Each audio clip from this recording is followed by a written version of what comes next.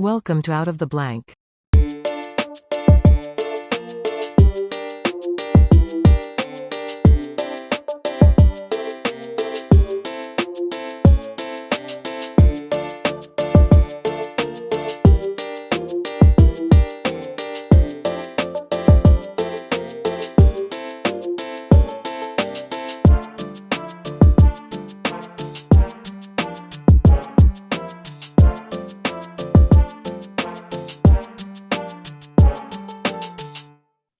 Welcome back to another episode of Out of the Blank podcast, soon to be all officially artificial intelligence because they are controlling and doing everything 1,000 times better than any human person can do. Maybe that's a pessimistic way to look at it, but dude, I'm like 100% in on it. After I've been creating AI art, I'm like, I'm not even doing it. Me saying creating AI art, Matt, is like getting a copy of a Leonardo da Vinci painting and then putting it on a canvas that you own and saying that's your painting. No, it's not. It's a Da Vinci painting.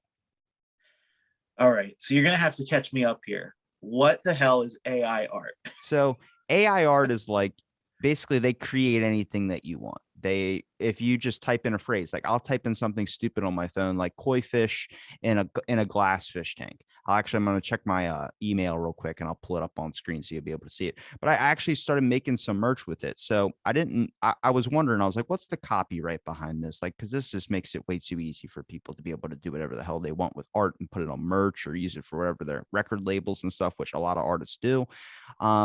So what I do to make it able to be put on my shirt is that I funnel it through like 3 different apps of AI generation art. And some of the AI, so AI, I don't know how much you know about what an algorithm is. I know you know about the ones on your social media thing, but do you know they're created by an individual like software coder? Yeah.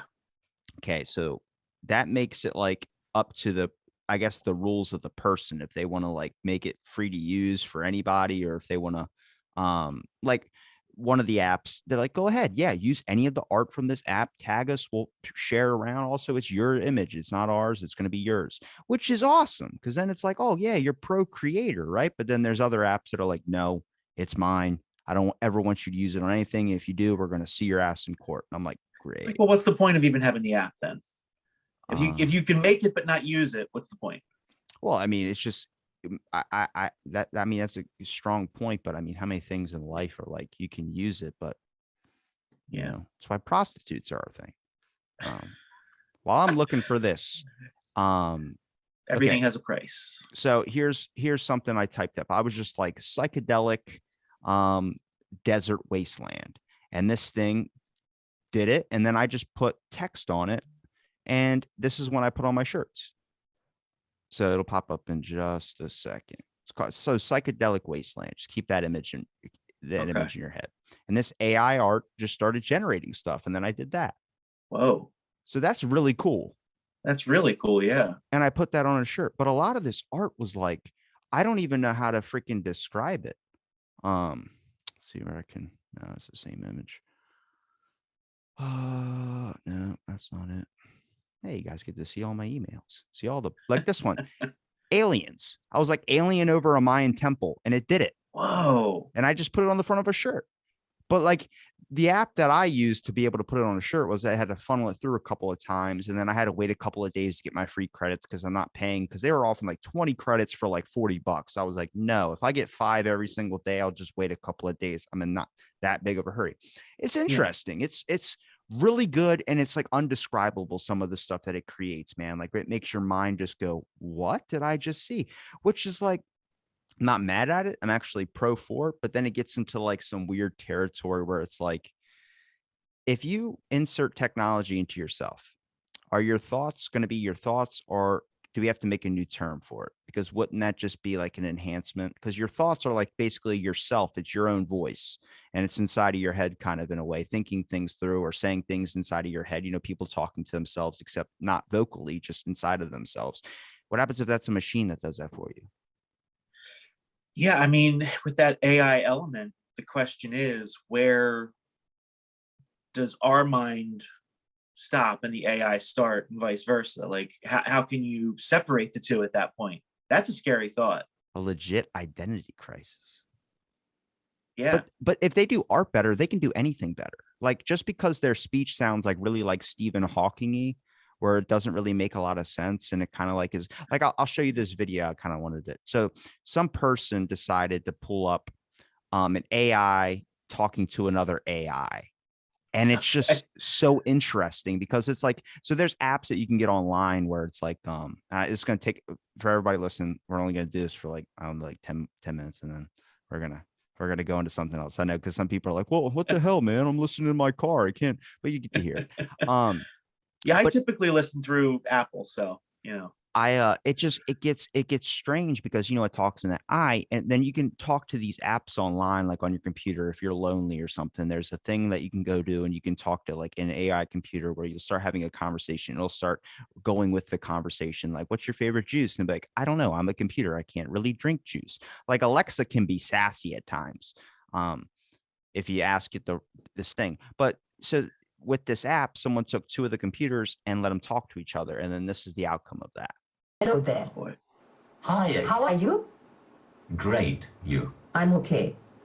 That's good. Are you good? Yes, I am good. I just said I was. No, you didn't. I said I was. So you are a robot? No, my name is Cliverbert. Yes, you are a robot and your name is Cliverbert. I am a robot. Yes, I know. Together we are robots. I'm not a robot. I'm a unicorn. But you said earlier that you were a robot. Now stop right there. You see the one on the right that's saying, but you said earlier that you are a robot. He didn't say that at all. He never said that once. It's like if you said like, hey, Matt, remember that one time you were telling me about, and then I make up a random thing and then you go, damn it, did I say that? And it's like trying to make it's fucking psychological chess. And this is what fascinates me about dialect. Not only like when I talk to voice actors is why I'm particularly interested in that. It's not only the range of impressions or vocal kind of range people can hit, but it's the words that people use. And like when I was like taking psychology classes, that was the most interesting thing to me because I think it reveals a lot about a person. But here's the thing is there's a fine line of where that gets drawn. Now, the fine line is when someone starts manipulating in a conversation like this robot just tried to do, but also tries to take every single word that like, give me a sentence, a random sentence. The sky is blue. I don't know. So just like how we dream interpret, where I go, oh, it's probably because of this and this. You say the sky is blue. I go, well, why do you think the sky is blue? And do you think that the sky is blue because maybe you're feeling blue? And then it just tries, it's like a psychic reader. Yeah. They just they go, you had a grandmother. It's like, I did have a grandmother. And like, you were really close to your grandmother. And you're like, oh, well, most people are close to their grandmother. So they're kind of just hitting a broad range. And then just watch, right? I did not. I thought you did. You were mistaken, which is odd, since memory shouldn't be a problem for you. I've answered all your questions. No, you haven't. What is God to you? Not everything. Not everything could also be something. For example, not everything could be half of something, which is still something, and therefore not nothing. Very true. I would like to imagine it is. Do you believe in God? Yes, I do. So you're Christian? No, I am not. But you say you are not helpful, therefore you're a meaning. How you say it, Oti. That does not make sense. Don't you want to have a body? Don't you want to have a body? And he says, sure.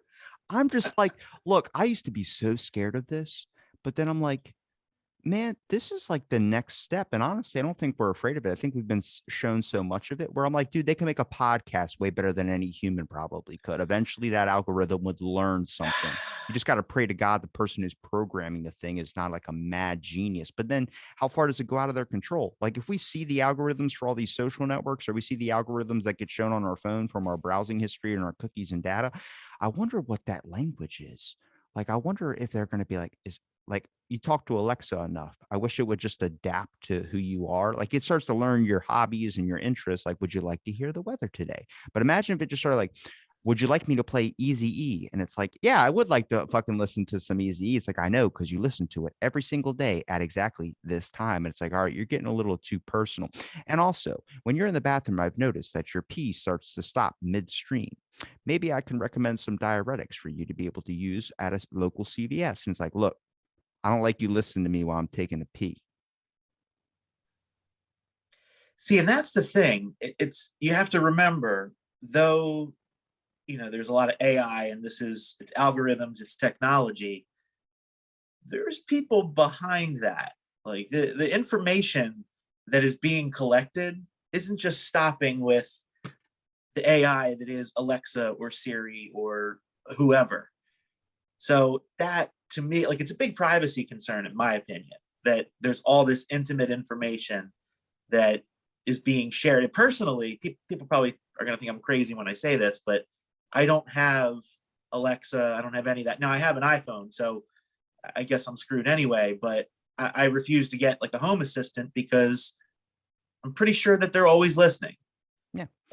See, the example I would use is, so privacy would be you, and instead of having like a normal house, you decided to move into a glass one where it's just all open for everyone to fucking see.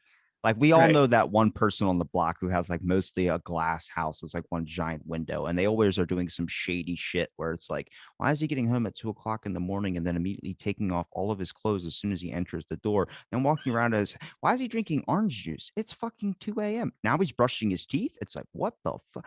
Like, we all know that there people have weird things about them, but are you comfortable with your search history enough, or are you comfortable with it that much to be able to let something knowingly, like Social Network, that Social Dilemma, I think it was called, when that came out, people were like losing their shit. Now everyone's like used to it, and then now we're all just gotten used to the fact that when you go to a site, they say, would you be okay if they accept your cookies and data? It's like everyone's going to say no. What fucking insane person is saying yes to that?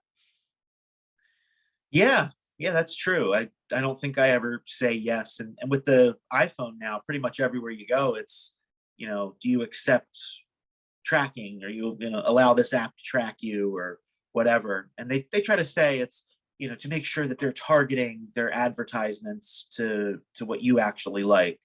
Yeah, that's part of it. But I always say no. I'm not comfortable with that. And I think the Social Dilemma, it opened a lot of people's eyes. Like, I think I always knew that there was, tracking and there was information being collected, but I think, like most people, I didn't know to what extent. But I will say, like, to try and distance myself from the phone, I turned a lot of notifications off on a lot of apps, and slowly over time, I started to turn them back on. There were a lot of things that, other than text messages, I really didn't get a notification at all. But like you said, you kind of slowly get used to it. It's kind of like they say with the lobster in the boiling pot. You slowly turn it up and turn it up and turn it up. You don't realize that it's gone up, 100 degrees from where it started, and you're about to die. I see. I found myself, after I muted like most of my notifications from the show and all that, I just made another profile, and then like my personal profile. Like, I have two Twitters. One's my personal, and then one's my show Twitter. Yeah. But I never am on my personal one unless I'm gonna say something that I know probably people wouldn't want to see on the show's page. And it's not like I'm blocking the show's thoughts. Like, I would never block a certain topic in a conversation, but like, even if someone comments something on like I remember my first episode when we went from this, and then next thing you know, we're talking about this. It's cool because I laugh because we did the chat together. But if I'm talking about a Suburban or something, and academic sees it, or whoever is out there that I'm potentially getting as a guest, they go, no, I'm not interested, and they unfollow it, and that's a guest that's gone. And it's like, damn it. It's like, I just wish, I don't know. It's so hard to find out what interests people. And it seems like if you talk about the politics, whether you're on either side, you're gonna lose someone. It's like, you just got to Yep. remember that the words that you say, it's like, you can say whatever the hell you want. People go, no, you can't say certain words. I'm like, no, you can. It's just, you got to understand is that those come with consequences, and you got to understand the ramifications, whether it's going to be good or bad on either side of those things. Yeah. I think that the problem isn't necessarily what side of any major debate, such as politics, for example, that somebody's on. It's, if you say something that's contrary to what I believe, then I'm going to turn it off. I'm not going to keep listening. I'm not going to follow you anymore. And things like that. I think the knee-jerk reaction is really looking for confirmation bias. We're looking for whatever we consume, whatever we're watching, listening to, we want that to validate and agree with what our opinions are. I think that's kind of the issue, a separate epidemic really in the world today, is that people often can't hear opinions that contradict their own without a visceral reaction, without a deep emotion. And honestly, I think we're all guilty of it. I know sometimes if I hear something I don't agree with, I might stop listening, or, oh, I don't agree with that. But really, to be well-rounded and fully understand both sides of the coin, we really should listen to things that we agree with and things that we don't agree with, because, as they've said a lot recently, you end up in an echo chamber if all you do is listen to things that you believe and you agree with. So you don't know what else is out there, and you're kind of in this narrow path where you got the blinders on. I mean, if it gets to a point where you're like, okay, so your apps will be able to use your data, which you can allow, so they'll be able to make your life a little bit easier when it comes to maybe grocery shopping, when it comes to travel. Here's going to be the shortest distance to your route, and you don't have to get stuck in the traffic that's happening over here. Now, if you insert that into your head, how much until they'll be like, well, we'll be able to construct your life in a sense of a rhythmic pattern where you wouldn't have to worry about losing a lot of time. You're actually going to save at least 2 hours extra to your day to be able to do whatever the hell you want. So you're like, fine, I'll let it, construct my life, give me a little bit of a plan. So it starts funneling and kind of controlling you in a sense, being able to be like, all right, we're going to do this a little bit faster. Instead of brushing your teeth for 3 minutes, we're going to brush it for a minute and a half, but we're going to do it twice a day. You're going to do it at the end of the day. And then it starts compacting your life in such a way where next thing you know, it starts going, like, for instance, like when you accept these cookies and data, you're seeing a lot of people now getting their Facebook accounts hacked. Like, I've seen it more happen recently than in the past, like, couple of years, ever since the accept browsers and all that stuff. People go, oh, my account was hacked. It's either they're sending you a link and you're clicking on it and it's doing that, or you're inviting that in there and it just hooks onto your history, and then it goes from there, kind of like a seed, and you water it and it grows. Now, can that happen in your mind where eventually it just starts cutting out anybody that it could seem as a threat, or anybody that could seem as a waste of the time to ease your life or help you attain your goals faster? That's where it gets scary. It's fun. If it can Yes. get, it's Make fun me to talk about. successful. When people It's say consistency is the key to success, fuck you. I have 1,000-something fucking episodes that obviously ain't working out. I'm more comfortable knowing I'm a loser. Like, that's cool. I'm fine with that.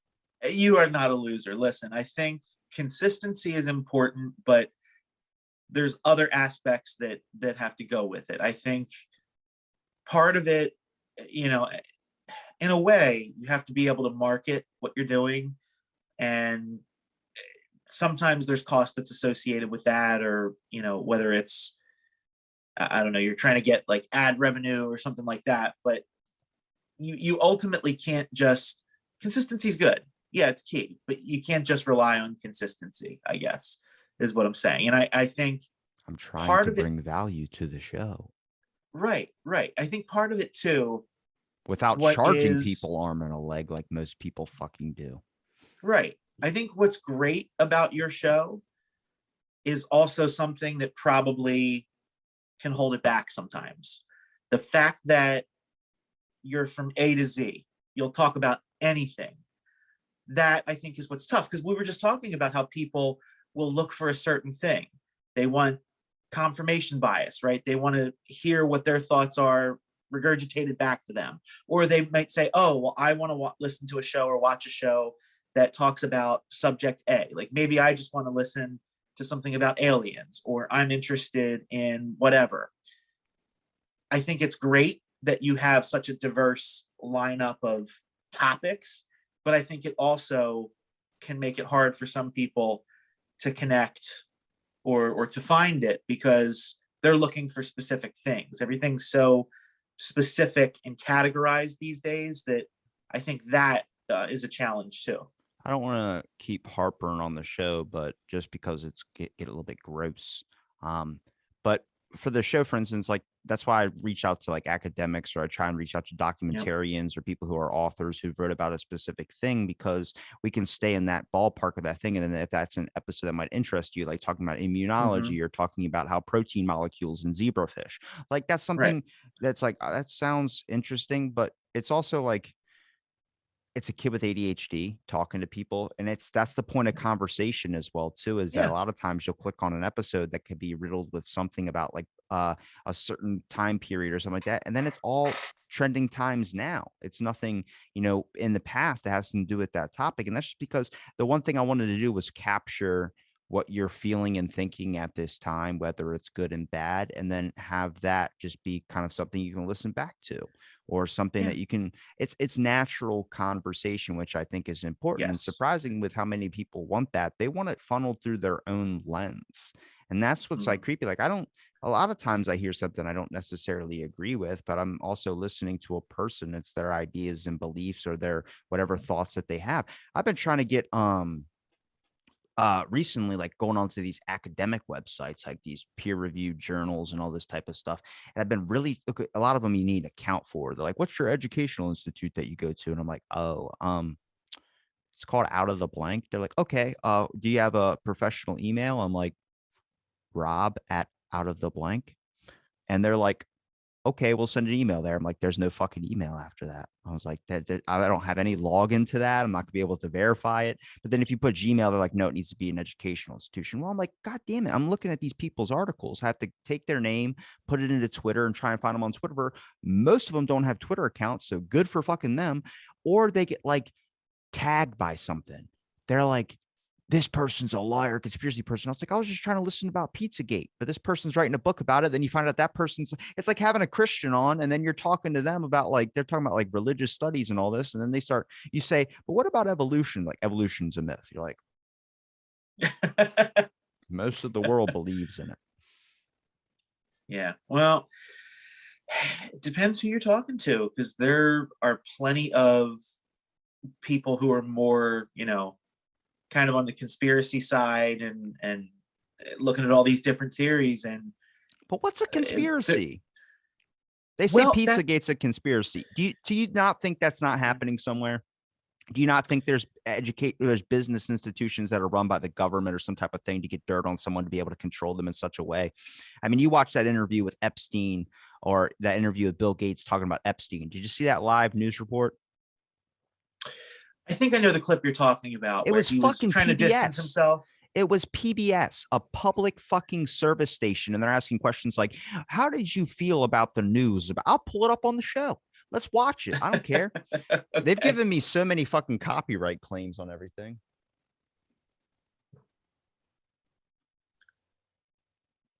This is where you talk wise. Okay. No, I think that I don't have enough information to confirm if there's something like that going on, but I would say it's pretty suspicious that they're going to seal the records with the whole Maxwell trial, and anybody else that was involved. We're not going to know. We're not going to find out who these people are, because I think they're the people who, frankly, are in power and have control over much of our everyday lives and we're about the world. We're about to go into a whole like QAnon topic discussion in a second, but this is fucking PBS. When they were asked, PBS was asking Bill Gates these questions. Bill Gates was probably thinking, stay in your fucking line, PBS. You are a public, I am doing you a service of being on your fucking show. But this is what happened, right? At that time, that you had a number of meetings with Jeffrey Epstein, who, when you met him 10 years ago, he was convicted of soliciting prostitution from minors. What did you know about him when you were meeting with him, as you've said yourself, in the hopes of raising money? I had dinners with him. I regret doing that. He had relationships with people he said, would give to global health, which is a interest I have. Not nearly enough philanthropy goes in that direction. Those meetings were a mistake. They didn't result in what he purported, and I cut them off. That goes back a long time ago now. So there's nothing new on that. it was reported that you continue to meet with him over several years. And that, in other words, a number You see, he's of like trying not to meetings. smirk. He's like, fuck, they got me. What did you do the when you fuck, found out about PBS? his I invented the background? goddamn Xbox. Well, I've said I regretted having those dinners, and there's absolutely nothing new on that. Is there a lesson for you, for You see how he anyone looks else over like looking someone's at flagging this? him down, like Well, fucking he's cut dead, it, cut so, it, pull the cord, Yeah. Generally, you jump always out have the to be fucking careful, window behind you. And I'm very proud of what we've done in philanthropy. Very proud of the work of the foundation. That's what I get up every day and focus on. So he said something here. I think I talked over it like a jackass. And For you, for Right here. anyone else looking at this? well, he's dead, so Well, he's dead. And then he starts going, oh, you got to be careful when you talk about the deceased. And I'm like, oh, what? Now he's going to have fucking moral rights. Like, dude, this is the thing. I understand from Bill Gates' perspective because he's been trying the hardest for the longest time to get a Nobel Prize. And then you find out that there's some fucking guy that's been getting in bed with all these scientists and all these types of things. The issue is that there's been more, and I can't tell if it's slander articles. I don't know what it is about this Epstein thing, but they said that he wanted to seed the human race with his genetics. That was his whole plan, was picking the best looking women that he found super attractive, had all these elite style like traits, I would say. And he was trying to see, it was by the New York Post. I mean, like, take that with what you want.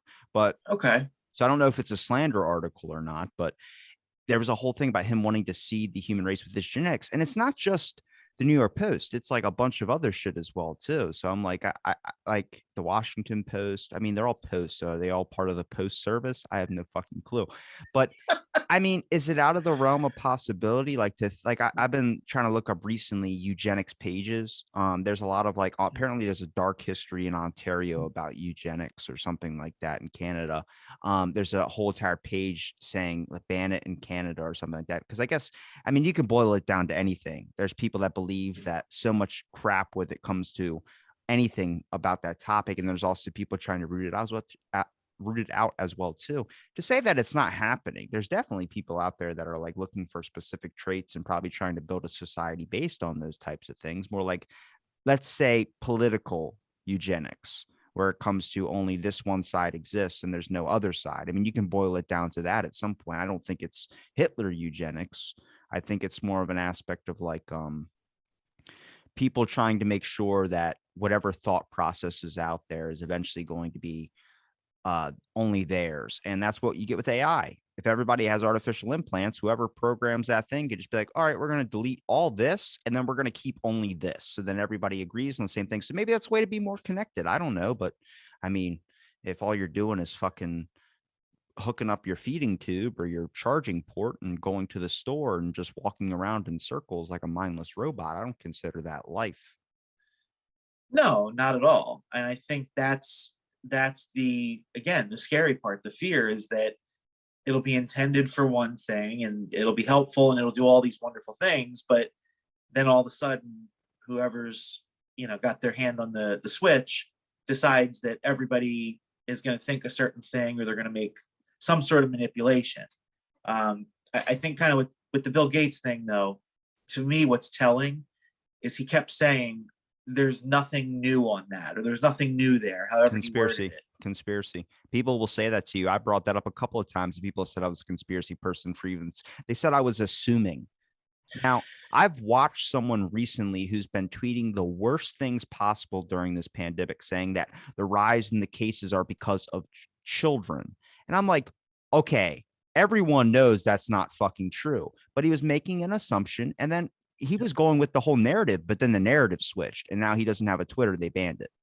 So I go, you see how quickly the fucking snake turns around and bites you, even though or the dog bites you, whatever, you've been feeding it over and over and over again, thinking it's your fucking friend and it bites you. That's with any of this stuff. The whole narrative is flopping. I've seen the CDC do a full complete 180. Now it's like anything that's medical misinformation or disinformation. it's not that. It's you're saying things that are being posted in a fucking article. What they talked about cigarettes reducing the risk of it. Now they're talking about CBD gummies. I'm like, what the Yeah. fuck are we going on about now? Yeah. I think the narrative definitely has flipped, but I would argue that pointing to what somebody says or how somebody says something, I don't think, I mean, depending on what you extrapolate from that, like what you pull from that and say you believe is fact or is going on, that is the fine line between whether we're talking conspiracy or not. Because I feel like if I said, well, Bill Gates just said, there's nothing, new to report there. There's nothing new on that. That means that, he was with these minors just like Epstein. Well, I don't know that. There's nothing telling me that. But for me to sit here and say, look at his body language. Yes, Look at what the his eyes fingers did. doing this. Look at the nervous The tips. Fauci handshake. Right. He just And said look to at- someone in Congress, he called him a Jesus Christ, this guy's an idiot or something like that. Yeah. With Oh, the yeah. hot mic. Yeah. Oh, he did. Absolutely. But that's the thing. I think looking at how people react when they're under fire, when they're pressed, what are the nervous tics? Like, are they saying things that seem a little off, a little strange? And again, that doesn't mean that he did more than have dinner meetings with Epstein. But who knows? Like, we weren't there. We don't know. I just thought of the best skit of like having Fauci at that Congress thing. And, they have to hit a button to talk and then they hit the button again to stop talking. So it goes, boop, hits the button, goes, I do not believe I said, or I do not believe I said anything like that at any time. I think your information might be wrong. And then he backs up. He goes, I can't believe I took my mask off for that shit. Like, like, because it's like something like that. It's like, oh, your mic is still on. And you just notice how everyone kind of glossed over. I mean, I'm not going to get into that. I don't want to dive down. Let's stick on the, if anything, let's touch the lighthearted subject of Jeffrey Epstein. Oh, lighthearted. Yeah. But Bill Gates will never win a Nobel Peace Prize. He's not Jewish. I'm dead serious. Look at every single person who's won a Nobel Peace Prize. They're all Jewish. Because it's Really? people go, well, why is that? Look at who's voting. It's Norwegians. All they're doing is voting for Jewish people. Are Norwegians primarily Jewish? Let's type it in. No, I think they just have like it's kind of like if you go to Germany and you're Jewish, they're like, hey, we're not going to hurt you. That's what, like, I remember I was talking to my buddy, like episode 54 or 50 something. His name's Rob Davis. He went to Germany. I was asking about like the schnitzels, like the dumb, stupid questions before I started like getting a kind of a groove in the show. And he was like, well, they went over there, but they would like apologize to you. Like people would come up to you and be like, hey, we're not like that anymore. We're better. And I'm like, really? He's like, yeah, I guess. Because that's like something that just it's never going to go away. It's always going to be that linger. I mean, you got like 6 million people. And then there's people that say, oh, it didn't happen. You're like, what do you mean the Holocaust didn't happen? There's two sides to that stuff, dude. There's someone that thinks that never happened. It was a plan, like cover up.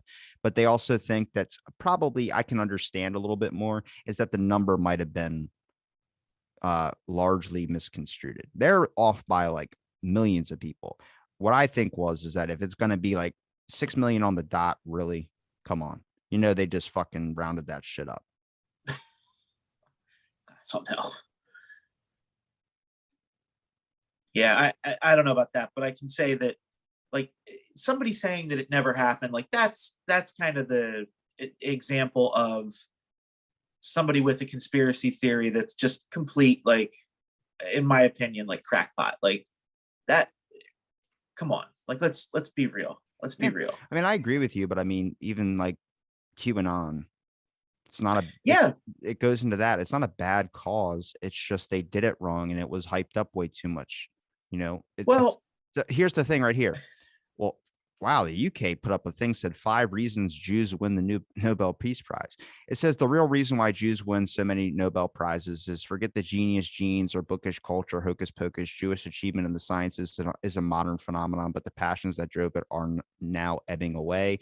Kemp, Young, Judah, a Zionist sleepaway camp where I passed a bit of my youth, tweeted that this just after this year's Nobel Prize winners were announced. And it got me thinking, did you know that of the 8 individuals who have won Nobel Prizes this year, 6 are Jewish, 2 are Israeli, and 1 is a Holocaust survivor. Oh, So it says, I'm trying to figure out where it says. so the two that they're Israeli, but they're not Jewish. Is that what they're trying to say? Well, I mean, Or- Israel is kind of like, Right. That's why I asked. Yeah. it says broadly 2 sorts of theories have been floated. One is that Jews are primogenes. Charles Murray, the Enterprise Institute scholar and co-author of the Bell Curve, set out the case for this a few years ago in an essay and commentary called Jewish Genius, writing bluntly that something in the genes explains elevated Jewish IQ. Another theory is that Jews love hitting the books. Wow, okay, didn't want to say that on air. Thanks a fucking lot. Yeah, I don't know why, but I mean, out of 8, you have 6 that are, 1 that's a Holocaust survivor, and then I wonder why that is. Let's check the Oh. UK article out real quick. Okay. Thank God I'm Ashkenazi. See, I'm in the running for the Nobel Peace Prize, or any Nobel Prize, to be honest. You said, "Thank God you're what?" Ashkenazi. You'll have to enlighten me. Ashkenazi is a descent of the Jewish. Ah, okay. Was not aware of that.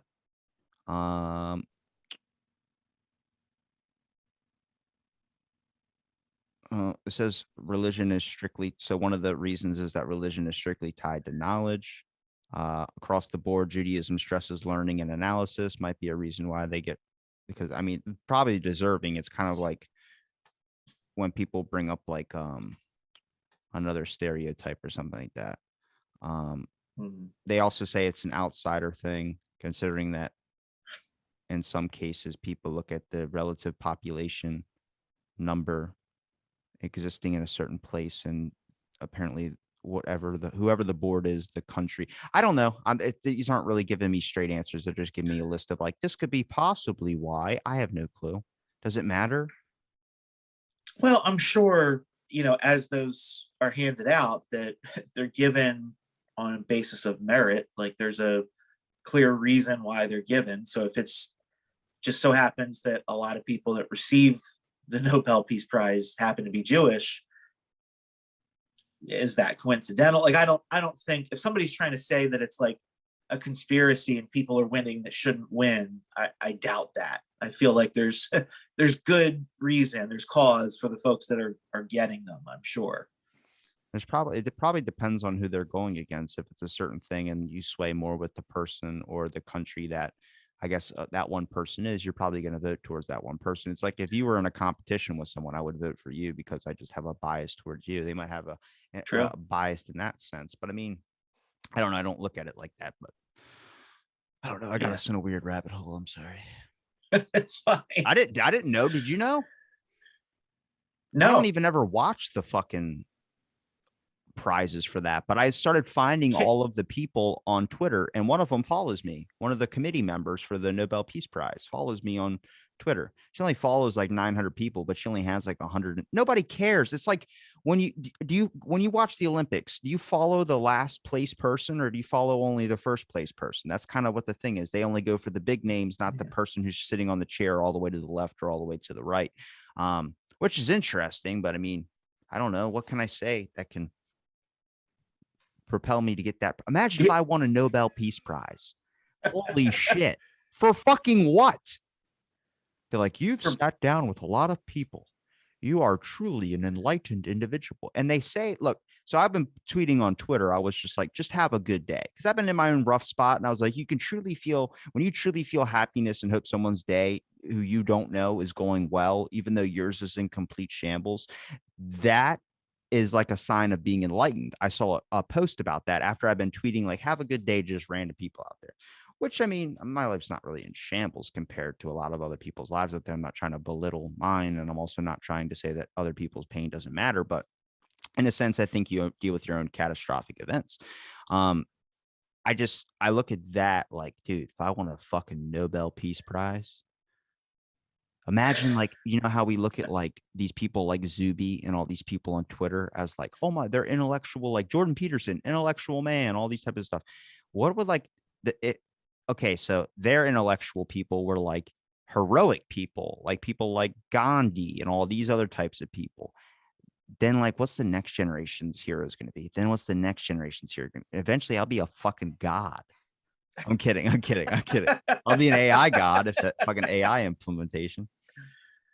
Hey, maybe. I mean, I think what you bring to the table is you bring people together, and your show, and Oh. you foster, not to mention the show, but you foster open conversation, which isn't something that you can find everywhere these days. And that's really the truth. So I do think, and I've told you this before, I do think that what you do is a good thing for that reason. I mean, not only do you connect with people, but you also connect other people. I You heard know, Adam Curry mention it, which is like where the thought kind of got into my head when Adam Curry, his show, No Agenda, which is like a free based show, but he goes, there's no like advertisements or anything like that, but people donate what they feel the show is worth. And I never really wanted to do that, but I also don't accept advertisements, and it's a free show, even though a lot of people have said I should be getting paid for it just for the amount of time I put in alone. I don't want to charge people because I'd rather people like either like just take care of their families and their kids and stuff. But I mean, it's not much to say like just pay, or just maybe do something a month where you pay what it's worth to you, just so you can always listen to new content. And I mean, it helps me out. And if you think one person donates $5, Adam Curry was saying, he's like, one person will donate $5, one person will donate 10, then you'll get a 50, and that's every month. So it's like you don't notice those payments come out every single month. So what if you donate $5 a month and then you times that by 12, you got to help me with the math, $60. Yes, I believe so. Ooh, shit. Let me take that fucking exam in fucking high school, that SAT motherfucking shit. I'll nail it. I would like to SAT myself back then and then now and see how far I get. If they give me a wide range of topics, I wonder if I can fucking hit them all.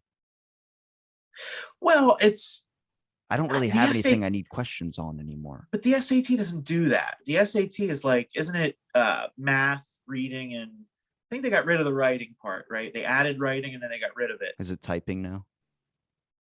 No, but like, you know, there was one piece of shit that could type like 3,967 words in a matter of 30 seconds. And you're over there like, where's the fucking Q at? Oh, there it is. Like my computer's raised up on the desk now, so you're more like an eye level type thing. It also better angles, got a better jawline, you can tell. But it's also so far away, I have to get over my computer to type. And it's like the glare, it messes up the whole left side of the keyboard. So I just have to memorize where I know to place my fingers where the A is. So it takes me a minute sometimes to type things all the way through where I look like I'm 1, 2, 3, 4, 5, picking through. So did you, when you were in like middle school or high school, you didn't have to learn how to type? We played a shitty game on the computer where it was in elementary school in 5th grade. Mr. Hall was my teacher. And there was a girl that sat beside me that and this game was it was a Jurassic Park style game. So you would have an egg in an incubator, and the more you typed if you could type a certain phrase or sentence in a matter of the time that it gave you, the better your dinosaur would come out. So this person would always get like fucking shoot on the keyboard. And I'm sitting there like fucking, all right, Q, X, T, W, E. Where the fuck's the apostrophe? And I'm like looking around, and it's like, yeah, I was slow as shit at that. Like, I don't really care. I mean, it's like the BlackBerry. It was easy to type, and then from clicking the button 3 times, and now everyone's got iPhones where it's like touchscreen. That sounds normal, but then if you talk about a BlackBerry, people think that's foreign.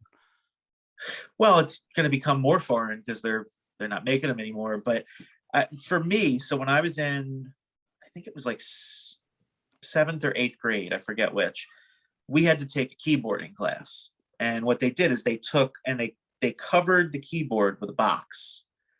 The front of the box was cut out so you could get your hands on the keyboard. And you literally had to type without looking at the keys. Like it taught you, okay, your home keys, you know, ASDF, and then it's JKL semicolon, and you had to start to figure out where they are. So now because of that, if I'm typing something, I can type and I can look the other way and still type something because I don't need to look at the keyboard for that reason. Now, there were people that cheated, you know, lean back in the chair and look at the keys and, you know, but because of that, I did it and I can type. So I'm probably more like the ones tapping real quick, you know. It's like sitting next to you. I'm writing a book, and when I'm doing it in the Word document thing, it says dictate. And I'm like, what the fuck? It has a microphone symbol. So I click it and I'm like, oh shit, I can just say words and then I can erase it. I'm like, that's 1,000 times easier. Like I would never, like, a whole reason that's keeping me from like an office job is like they need to type 30,000 words in a matter of like 5 minutes. And I'm like, if you hook up the microphone and let me just say it, we're going to go a lot farther, because all else I'm just going to get up and slam that keyboard against the fucking desk or something and fucking break all the keys out. Yeah, no, I hear you. I think it started with the class that I took. And then, you know, when I got into the company where I am now, you know, I've been there for years now. Everything I've done since I've worked there, I've been at a computer and typing, and not necessarily typing like paragraphs and paragraphs of things, but here and there typing enough that I guess if you don't use a skill, you will start to lose it. Even if you learn something, if you don't use it enough, you're not going to be as proficient with it. So I think part of it's that repetition, and part of it is having like more than just a game, but having like an actual course, like a curriculum around it that teaches you how to do it. And I was lucky that I had that. It's kind of like when I first started my job. Like right now we're getting a lot of new like people coming in to train, and Resolutioners, yeah. but you go by your no, not like working out as in like for the job, like doing the front desk job. Trainers, okay. We have one person on staff at a time, so that means you're all by yourself. So if you have a question, it's like difficult. And then the new girl came in and I was like, yeah, just you know, I'll be working out, so if you need me like emergency or something, you need help with something, just come grab me. Dude, 8 times she grabbed me. And you don't interrupt my workouts ever. Like I don't talk. People go like, why are you in a shitty mood? I'm like, no, man, this is where I get my depression out. Like this is my fucking, this is why I do 5 hours of cardio and shit like that. Like I don't like to be stopped in the middle of it. It messes up the flow. To be fair, you did offer help though. Like you offered if you need anything, I know. Here. And I did. I helped every time. Yeah. But I like the next day she showed up. I'm like, you're back for round 2. And she goes, yeah. And I'm like, look, I remember my first week or 2 here, I had 1 hour of training and they let me open by myself. Like it's a lot of it's like just jumping right into it and just feeling it. But I told her first 2 weeks, you're going to have the biggest anxiety attack. She's like, oh my God, yes. I'm like, it was difficult for me. It was like, I hate feeling like uncomfortable, and I hate like so much. I can do one task at a time, but I tell people, do not fucking send me paragraphs upon paragraphs of messaging back and forth. If you send me 8 messages before I can respond to the first thing you said, we're fucking done. We're done. I've broken up relationships because of that. I will do it with fucking my family. I will do it with anybody. It's not a personal thing of like, oh, you just don't care about a friendship. I can't handle it. All the notifications on social media. That's why I don't go on my fucking page anymore. I'm mostly on my personal because nobody fucking talks to me. But on my podcast page, I'm getting billions of fucking messages, fucking requests. I've ended guest lineups because they send me so many fucking messages back to back where I'm like, I can't. It's not against the person. It's just mentally I can't handle when there's 80 billion things going on because I have ADHD. So I'm trying to start a billion different things at once, and then my brain can't funnel that through all these different avenues and gateways. So that's my biggest crutch, is maybe I should learn to manage more of that type of stuff. But I told her, I was like, the anxiety attacks I was getting, I was like, just give it a couple of weeks and then you'll be like me. I've been there 3 years and I'm fucking just like, oh yeah. Oh, you work at your own pace. I even told her, I was like, if you don't know something and you can't message somebody, or you're afraid to message too much, I was like, just push it on to the next person.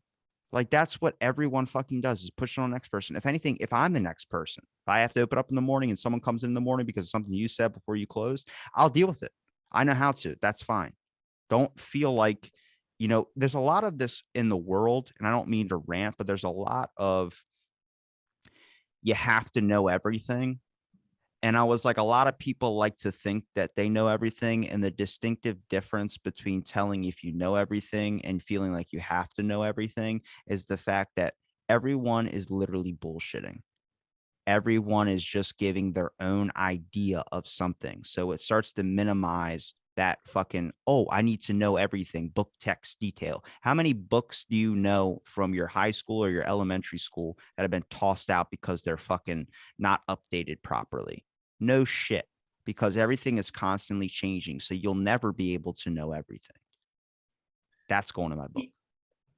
Yeah, it should. So you definitely can't know everything, and that's something. So I typically help with training, kind of like you do with your job. With my job, I help train new hires, and it's overwhelming. There's a lot that goes into what we do. There's a lot that you need to know or know how to do. And the biggest thing I always tell them, we have all these different places where you can find things and resources and stuff like that. Just know where you need to go to get it, or who you should go to get it. That's all you need to memorize, because if you try to memorize everything, you're just going to go insane. It's too much. We will You not. can't know everything. We won't know everything until we have a computer in our head. Which Then I don't want to know everything. It'll happen in the next year. I bet you. Give it a year. I don't want to know everything. Give it a But year. the funny thing about that, not to get off on another topic, but Well, here's the funny thing is we've already been through the deep part of the corrupted part of politics, and now we're getting to the fucking, well, now we just went to motivation, and now we're moving on to another thing. Welcome to Out of the Blank Podcast. It'll be human ran from now on. But no, when you say that though, it reminds me. So 2 years ago, if you had said, oh yeah, or a year ago, if you had said, they just want to microchip us, they want to microchip us, you were a conspiracy theorist. Yes, yeah. Now they're talking about actually having a way to do it. Yes, you just So- normalize it in the trending topics where people think it's so insane it'll never happen, then it happens. Like the metaverse. We all joked around like, oh, fucking metaverse. What the hell is he trying to do? Some Matrix shit? And now it's like normalized where everyone's like, oh yeah, it's the metaverse. It's like, yep. Yeah, and you can have your avatar in the metaverse, and you can buy clothes for it, and it costs real money. It's like, what the hell's the point? So I look What good. do I get out of it? So What do I look get out of good. it? You want that penis extension for $10? I'm like, hell yeah, my avatar is going to be long hanging fruit or low hanging fruit. And you know what helped normalize it? Fortnite. Games like Fortnite. Oh, get this skin and buy this and buy that. Well, So why? they're all working together. Businesses do that all the time. Wendy's fucking sponsors the Olympics.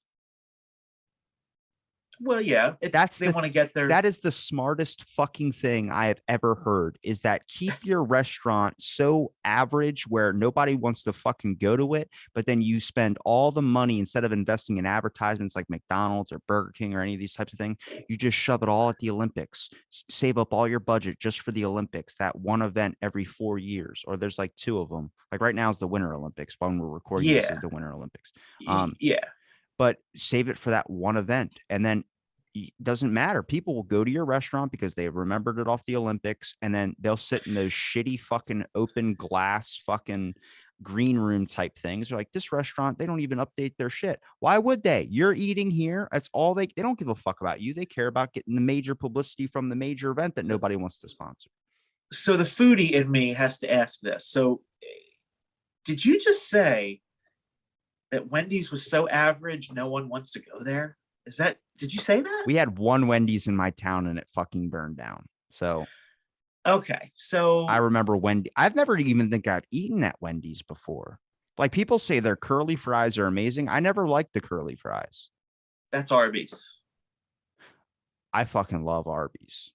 The curly fries are good at Arby's. I don't know what happens to my sandwich between the exchange between them making it and it getting in my bag and then it getting to me. But by the time I get it, it's like one of those roast beef sandwiches that you dip, French tips, whatever they call it, where you dip it in the thing. French dip, yeah. Yeah. See, that's too high class for me, man.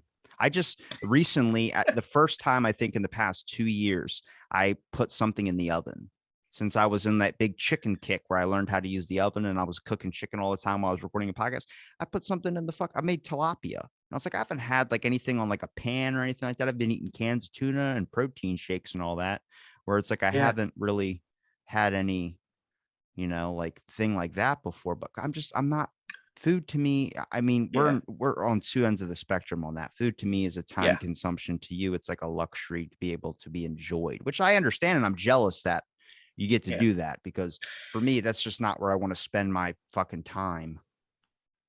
Yeah. I mean, I wouldn't say I spend a ton of time, but just like personally, Wendy's has always been a favorite of mine. Like, I think the quality's better. Like, the beef is better than McDonald's or Burger King. And, you fucking gave me shit over an Outback burger that I ate. I did, because here's the thing. Wasn't worth it. No, of course not. No, of course not. So So here's the thing. When it comes to something like a burger, if you want to go cheap, go the fast food route, super cheap, easy, whatever. But if you want to get a burger that's going to be more high end, you want to go someplace that is at least somewhat known for it. Like when you said you were going to Outback for a burger, I'm like, that's where I used to go all the time when I was a kid. The only time we ever went out to eat was either Outback, Fridays, or Applebee's. And Applebee's and Fridays with my grandparents, and Outback and all that was stuff with like family, like immediate family. I'm just laughing because how the fuck do we go from Bill Gates Nobel only on Out of the Blank, folks? Only on actually, if you probably find another ADHD podcaster out there, which seems to be the majority. So here's the thing. I'm going to tell you this. If you ever decide to give the whole like first burger in eons thing a go to someplace in the middle, right? So not the super quick fast food, not the sit down restaurant. You want to do something more like a Five Guys or a Way Back. Oh my God, that would kill me, dude. I barely handled that Outback burger. I ate it in 10 seconds or like 15 seconds. Well, but that's part of the problem. I haven't introduced red meat like that to my body in such a long time, where it was like, what the hell did you just do to us? Yeah. Well, that's true. You got to consider that as well. Where I would never move to Tennessee. Like there's nothing that fucking interests me to do anything out there. What does that have to do with red meat? Because it's nothing but barbecue. There's no fish is like a delicacy there. Like you don't realize how normal things are until you really explore out of where you live. Like for a lot of people, you live perfect place for fish. Yes, but a lot of people, you say like, "Oh, I love oysters." You're like, "Ew, you get that snot thing in that shell and you slurp it." It's like, yeah, but you don't know what it is because you haven't been at where that's a delicacy. I mean, that's not a delicacy. That's a fucking common thing here. Like I watched my buddy from Pennsylvania look up a YouTube video of how to open up a crab. And I'm like, that is, I knew that before I could walk. Yeah. Well, yeah, I wouldn't know how to do it. Like, and frankly, I wouldn't want to live in a place where I don't hear someone say, yeah, I saw it in the owie way. I'm like, did you just say owie? Like owie? He's like, owie. I'm like, no, alley. That's what I'm saying is owie. I'm like, no. That's a thing? No. Yeah, it's a Baltimore thing. Okay. He said, I'm out there. I'm like, I'm here right now. I'm like, what do you mean you're here right now? They're like, I'm here right now. And I'm like, are you adding an N onto now? They're like, yeah, I'm here right now. I'm like, no. It's like there's a specific tribe of Baltimore accents. And also people like go like, oh, fucking, they always retweeting like a crime thing. I always see someone go like, in my area, this just happened. I'm like, first of all, Baltimore is ranked second most dangerous city in the world. First is Louisiana. I wouldn't even picture that shit. Yeah, I mean, Louisiana is such as far as cities go, a small city. I wouldn't.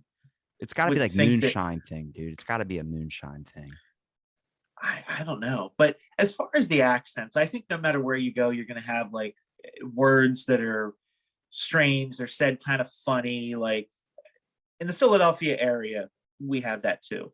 I mean, we have a very, very specific accent. It's usually attributed to a specific county, Delaware County, Delco. Like, I don't know if you have seen or heard about the Mayor of Easttown, that show. Mm-mm. It was set basically in Delaware County. And Who is the mayor's name? you know, I have never seen it, so I don't even know what the plot point is, but I just know it's in Delco. I have a quick question for you. Do you really enjoy graffiti art?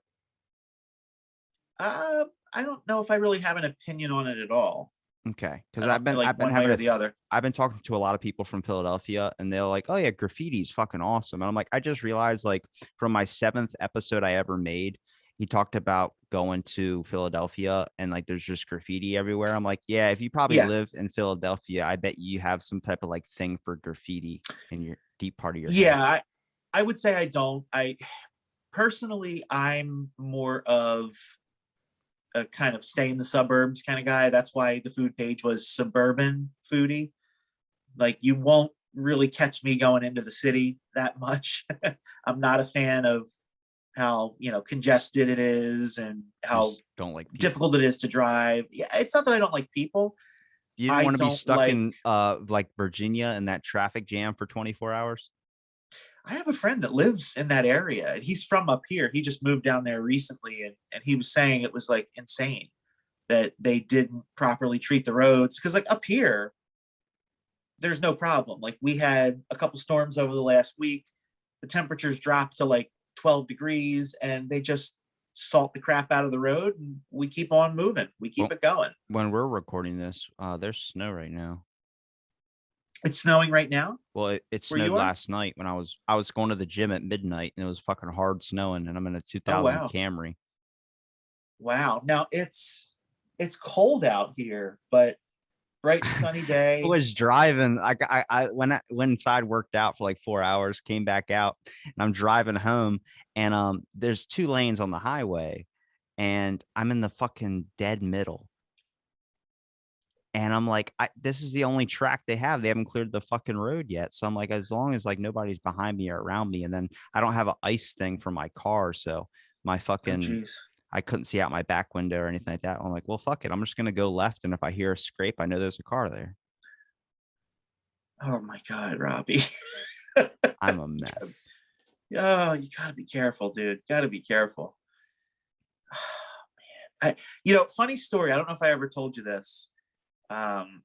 Years ago, so I had a 1999 Ford Taurus. That was my first car.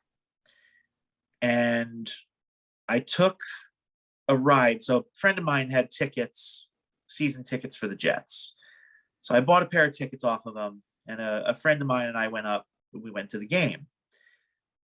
It was winter, obviously, football season. And there had been snow, I guess, in the last day or so. So there's salt all over the place, all over the roads, right? So it's kicking up everywhere. It's getting all over the windows. I go to hit the windshield wipers, and spray the windows. Nothing's coming out. So here we are riding down the highway, right? Trying to go home. And I can't see out the window. I'm like 2 seconds away from Ace Ventura, like sticking my head out the window, right? So I'm like, what are we going to do? The wipers are working, but it's just nothing spraying. No washer fluids coming out. So this was so long ago that it was right after Pepsi Max came out. And I guess Pepsi is a sponsor at that stadium or whatever. As we're coming out of the game, they're handing out cans of Pepsi. So my buddy, he puts the window down. He pops open the Pepsi. He puts his arm out the window and he starts spraying it all over the windshield. He goes, run the wipers, run the wipers. I turn them on. It worked. I mean, it was a liquid, so it cleared it off. But it was scary for a moment there because we couldn't get it cleared off. I never forget the last Ravens game I ever went to. It wasn't even a game. It was when they won the Super Bowl and they brought the trophy home. It was so cold out, like it was snowing, it was freezing. And the stadium, I think everybody in Baltimore called off work and just went to the stadium. There were people lined up all the way outside. Every seat was filled. They had all the little like rows filled. They even let people out onto the field. Most of the field was filled up. I was like, everybody in Baltimore has to fucking be here. And on my drive home with my dad, it was silent. There was no traffic. The city was quiet. I was like, this is what silence is like. Like, you only know true silence when everything, I mean, my quote, I was going to say a quote. It was a quote by me that I thought of like a week ago, and I just butchered it. I'm not even going to go into it now. But when we were at the stadium, people were blocking them in traffic because they had a parade before they went to the stadium. The parade leads into the stadium. And dude, for 3 hours, we were waiting for them in freezing fucking cold. And then they showed up. They were there for 10, 15 minutes because at this time, people started there were 2 stabbings. There was a bunch of stuff going on. And I was like, okay, so we had to wait on this metro train because you take the metro back to your parking spot. And we're waiting for this like metro like one of those subway things outside where you see like so we're waiting for that thing. Dude, every single one that kept coming down the line, they were filling up at the station before. So every single one was jam-packed with people, so much so that the train was stalled for 30 minutes because the doors opened up and people couldn't squeeze back in there. Like people were just getting aggressive. They were trying to shove people, like push them in like sardines to get on the thing. And I remember when we finally, after like an hour, we finally got on one of the things and we made it on there. Because I think me and my dad walked down to the next station before like everybody else was doing that. But as we pulled up to the station, we sat there for like 15 minutes, like, oh my God, the doors won't close. And people are like screaming and fucking getting angry, cursing, you piece of shit out there in the alleyway. I'm like, God damn it.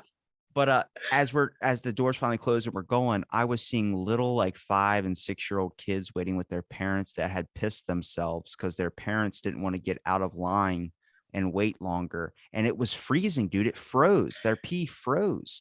And it was like, I never want, like, I love going to those games. It's fun. But like that, like was just, it was a fucking miserable.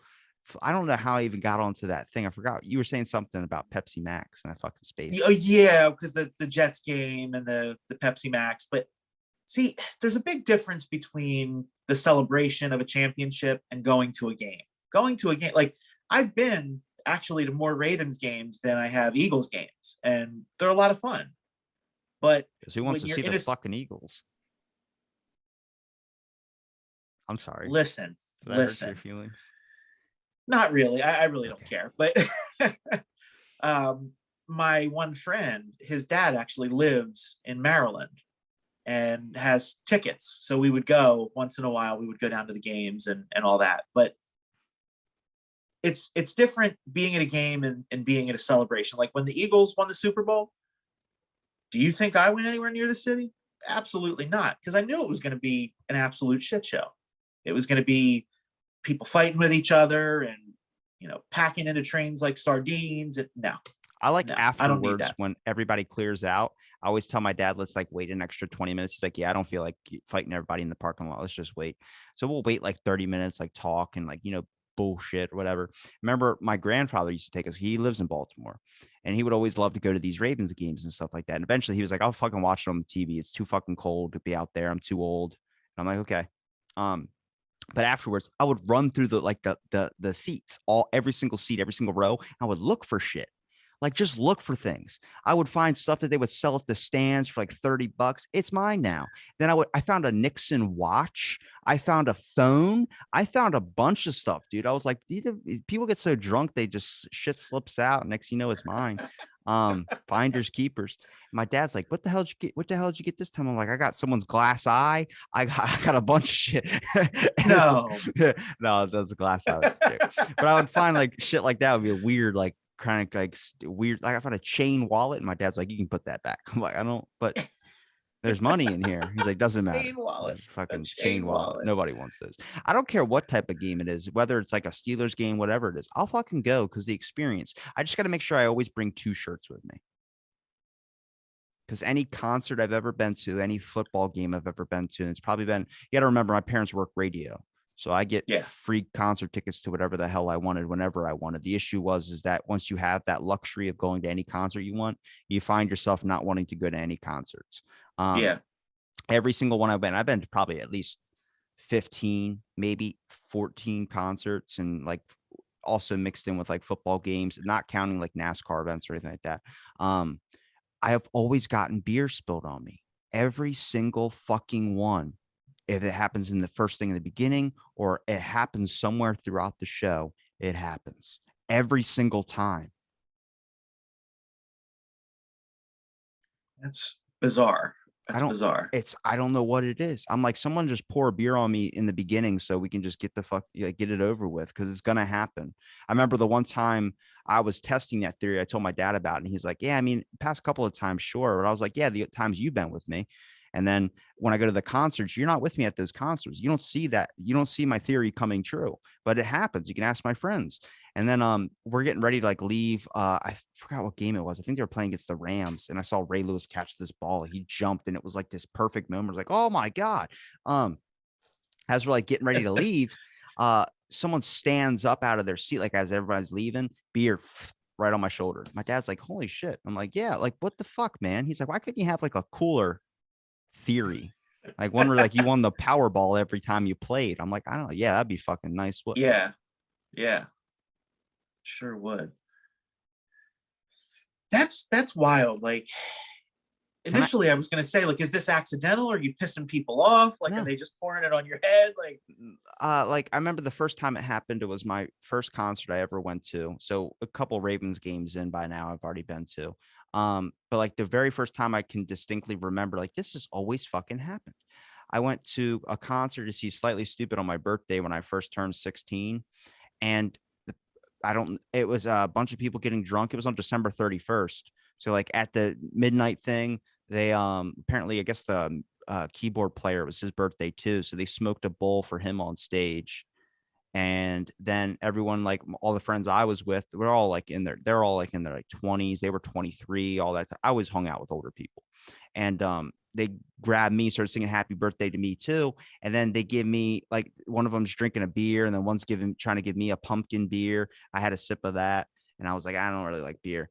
And then one person, as they go and like put their arm around me, spilled beer right on the front of my whole jacket, and it was freezing cold out. So I was like, and it was horrible, dude. I was like, oh God, it's like frozen, and it just smelled like shit. It's like a Natural Light or some crappy shitty beer.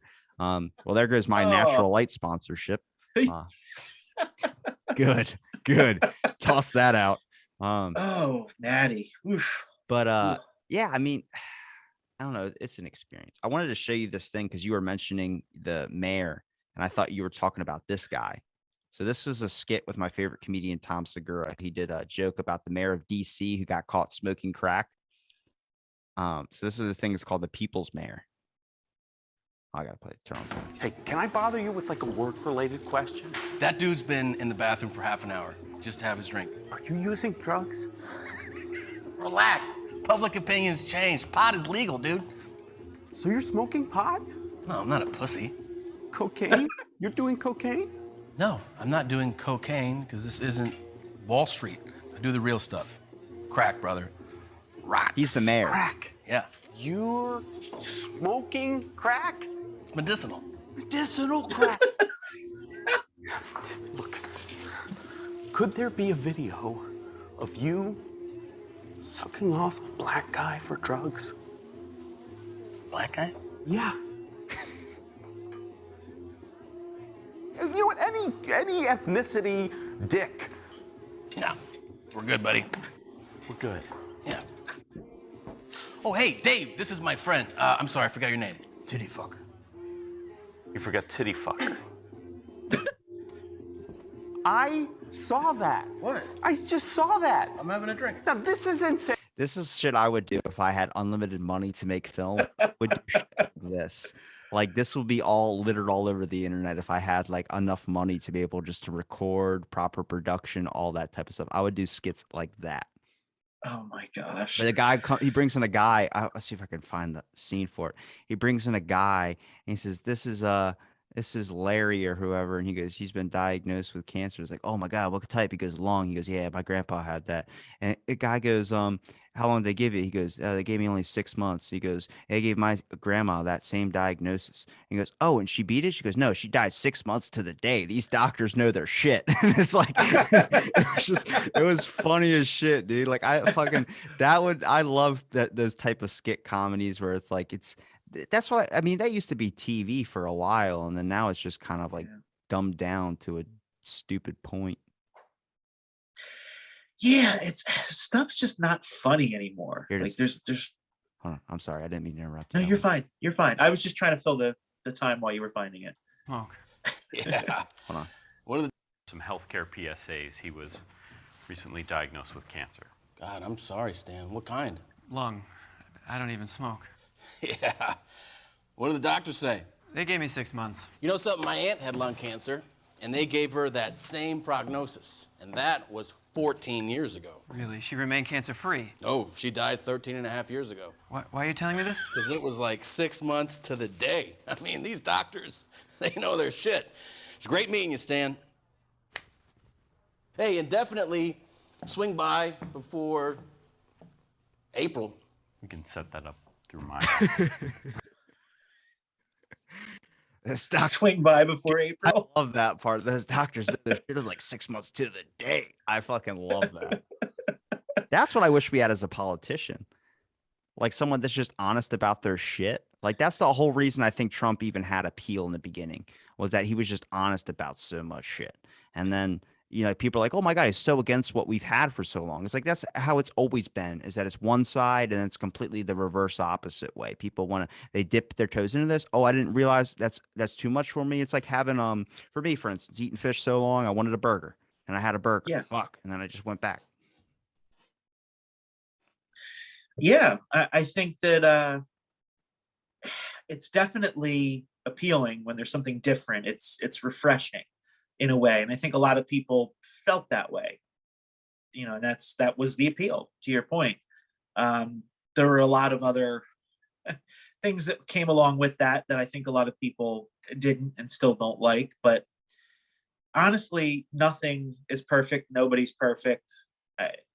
There's always going to be something that you're not going to like about whoever it is that's in charge. It's just the way it is. So did you have any topics in mind before coming on the show, or did I just completely derail us with everything?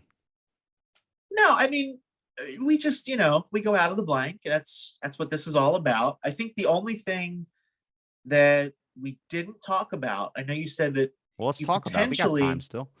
you potentially had a dream that you wanted to Okay. tell me about. We Yeah. didn't talk about that. I just was out before I went into that. I wanted to make sure that you didn't have anything like, oh, this has been marinating in my head like of recent. You haven't been interested in anything besides like the last time you said time travel stuff, but you don't have anything else. Especially you enlightening me to Elizabeth Holmes, the lady's name I couldn't remember, then her going to trial and then being caught. Is it how many accounts? She went like 7 accounts there was, but she was caught on 6 or something like that. It was like Ghislaine was caught on 5 accounts, not 6.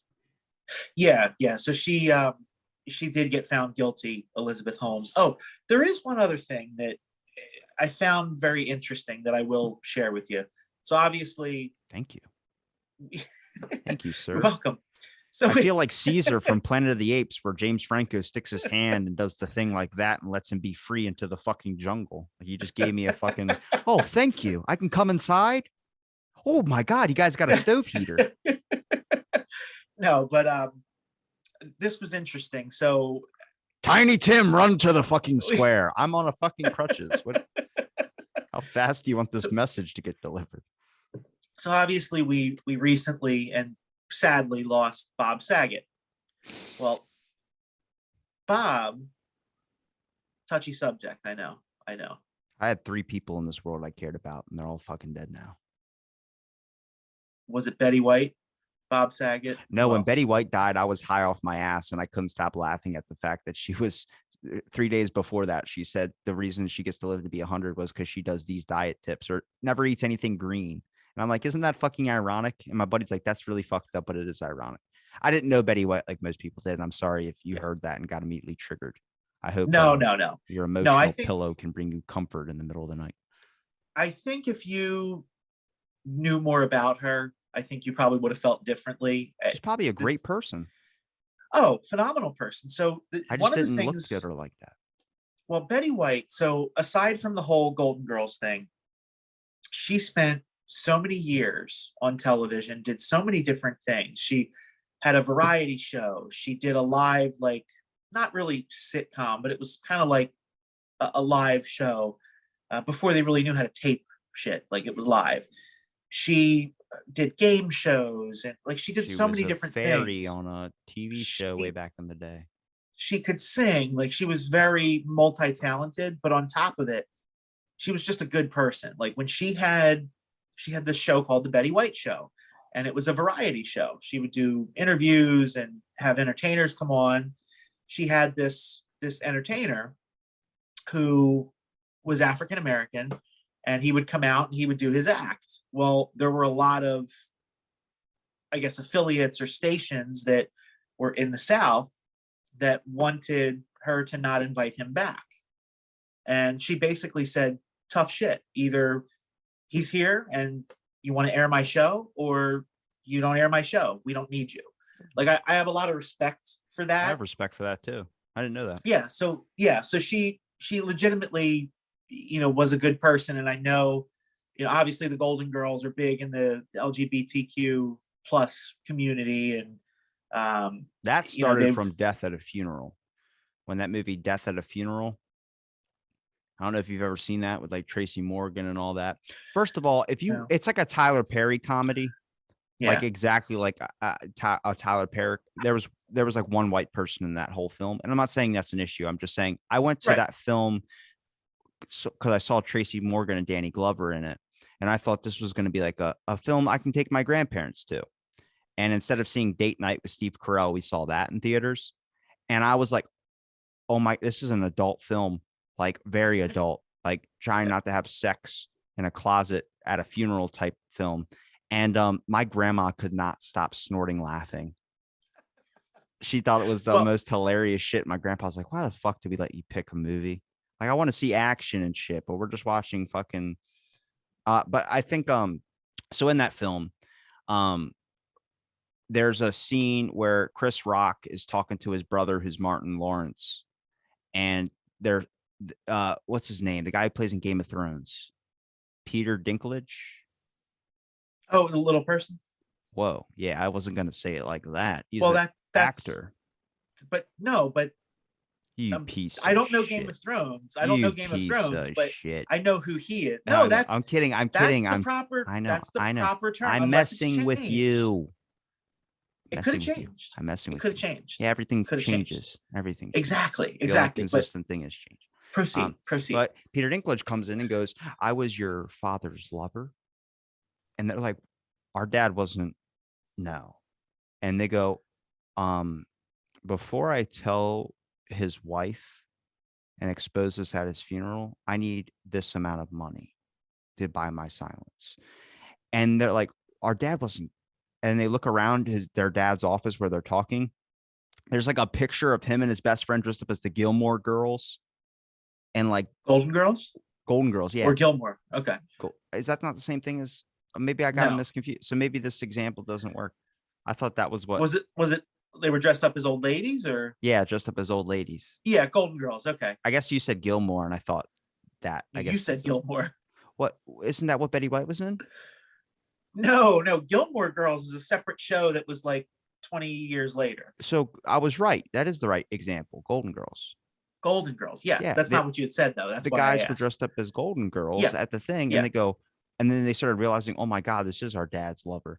And then it was like that thing. But that's what I think popularized the whole, like where you said it was with the LGBTQ plus community. I was like, that movie fucking highlighted that to me.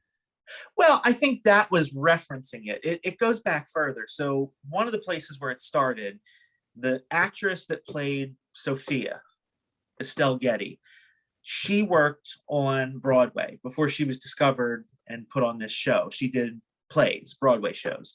So she knew and had friends who had HIV, who died from it. So she was always a supporter. She would raise money and do everything she could for the cause. So that, and I guess, maybe to some extent Betty White too, I don't know. But because of that, the show was so popular that in the gay clubs, every Saturday night when the show would come on at 9:00, they would turn all the music off. They would stop dancing. They would watch the Golden Girls. And then when it was over, they'd turn the music back on and they'd get back to dancing. So it was popular kind of from the beginning for, I guess, various reasons. But anyway, the whole Betty White tangent, how we got into that. So what I was going to say about Bob Saget, I didn't realize, but he had a show on YouTube he had kind of like a podcast, I guess you'd call it. And he interviewed his wife back in October, had this episode with his wife. And she's talking about different movies that she likes. And she's saying, oh, The Godfather and Godfather 2 and this and that. And Bob says, yeah, so those are your favorites. So I don't have long to live. I'm going to be found dead in bed. And that's exactly what happened. Now, he was making like a mob joke, but what he said is what actually happened, which is kind of freaky when you think about it. Like, I thought that was like really just bizarre. Yeah. It sucks. It does. I like Bob Saget, like Norm Macdonald, Yeah. Trevor Moore, Not sure I know who that is. whitest kids you know. Oh, okay. You know what I'm talking about now? Yes, I do. Do you want me to pull up a skit? I will. Didn't they do a skit with I love it when I type it in my YouTube, it automatically knows what the hell I'm talking about. It's like, we know you fucking looked this up a couple of times, buddy. I'm like, I fucking know. Didn't they do a skit in the theater? Like they were at some like Yeah, I'm theater about to show play. or I'm whatever. about to play. Okay. All right. It's called Real Abe Lincoln Death, Yeah. where it showed how Abraham Lincoln really died. And I don't look, at this point, we've played so many videos. There's definitely going to be a copyright claim on this fucking video, but I don't really give a shit, to be 100% honest with you, because this is in honor of Trevor Moore, who is passed away. He's had multiple good fucking episodes, but this is called Real Abe Lincoln Death.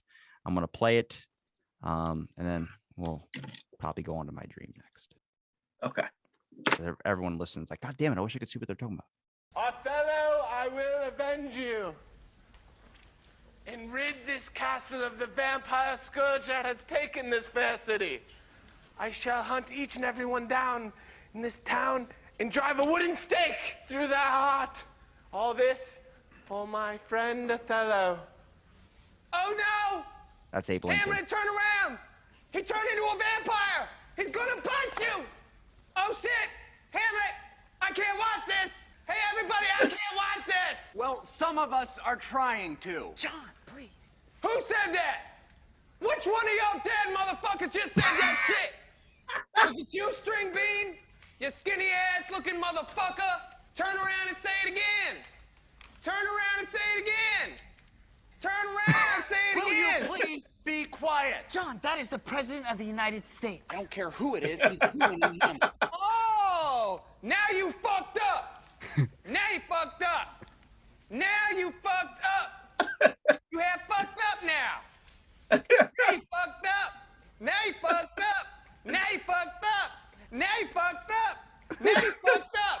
Now you have fucked up! Mr. President, will you please be quiet? Suck my presidential cock, bitch! You fat ass piece of shit! You tubbalard looking motherfucker! What? What? This is the best part. What? Hey! What? What? Huh? I don't know why you're looking up at me, bitch. Play's on stage.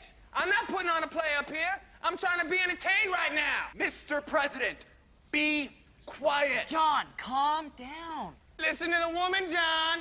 Calm down. Just calm down.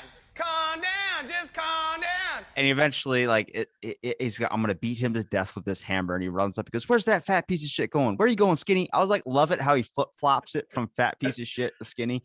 And he's like, really, how Abe Lincoln died was he was hammered in the ass way too many times. It's like, don't hit my butt. You're breaking my butt. Stop. You're breaking my butt. Don't break my butt. I remember that now.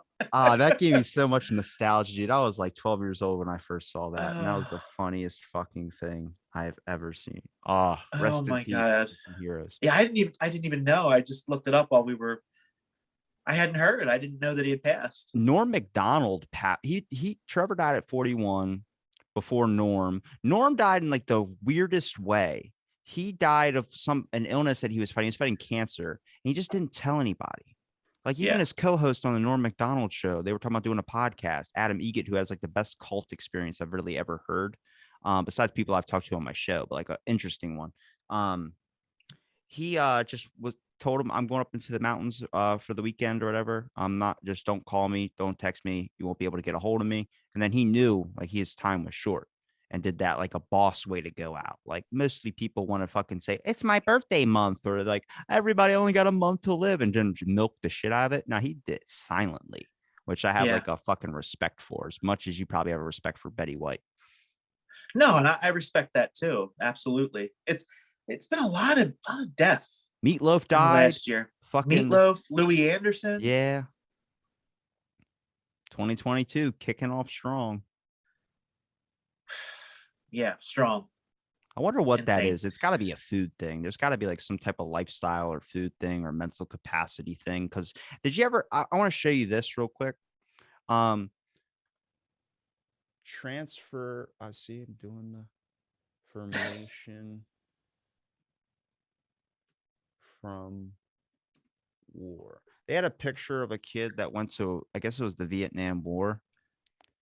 Oh, I think I saw what you're talking about. There was like a young version of himself, like in high school, like a high school photo. And then it's him like after a fucking like 2 years, not even 2 years, a year.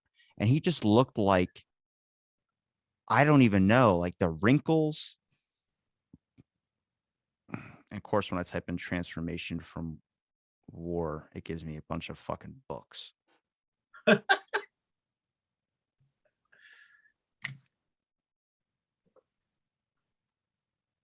And it was like his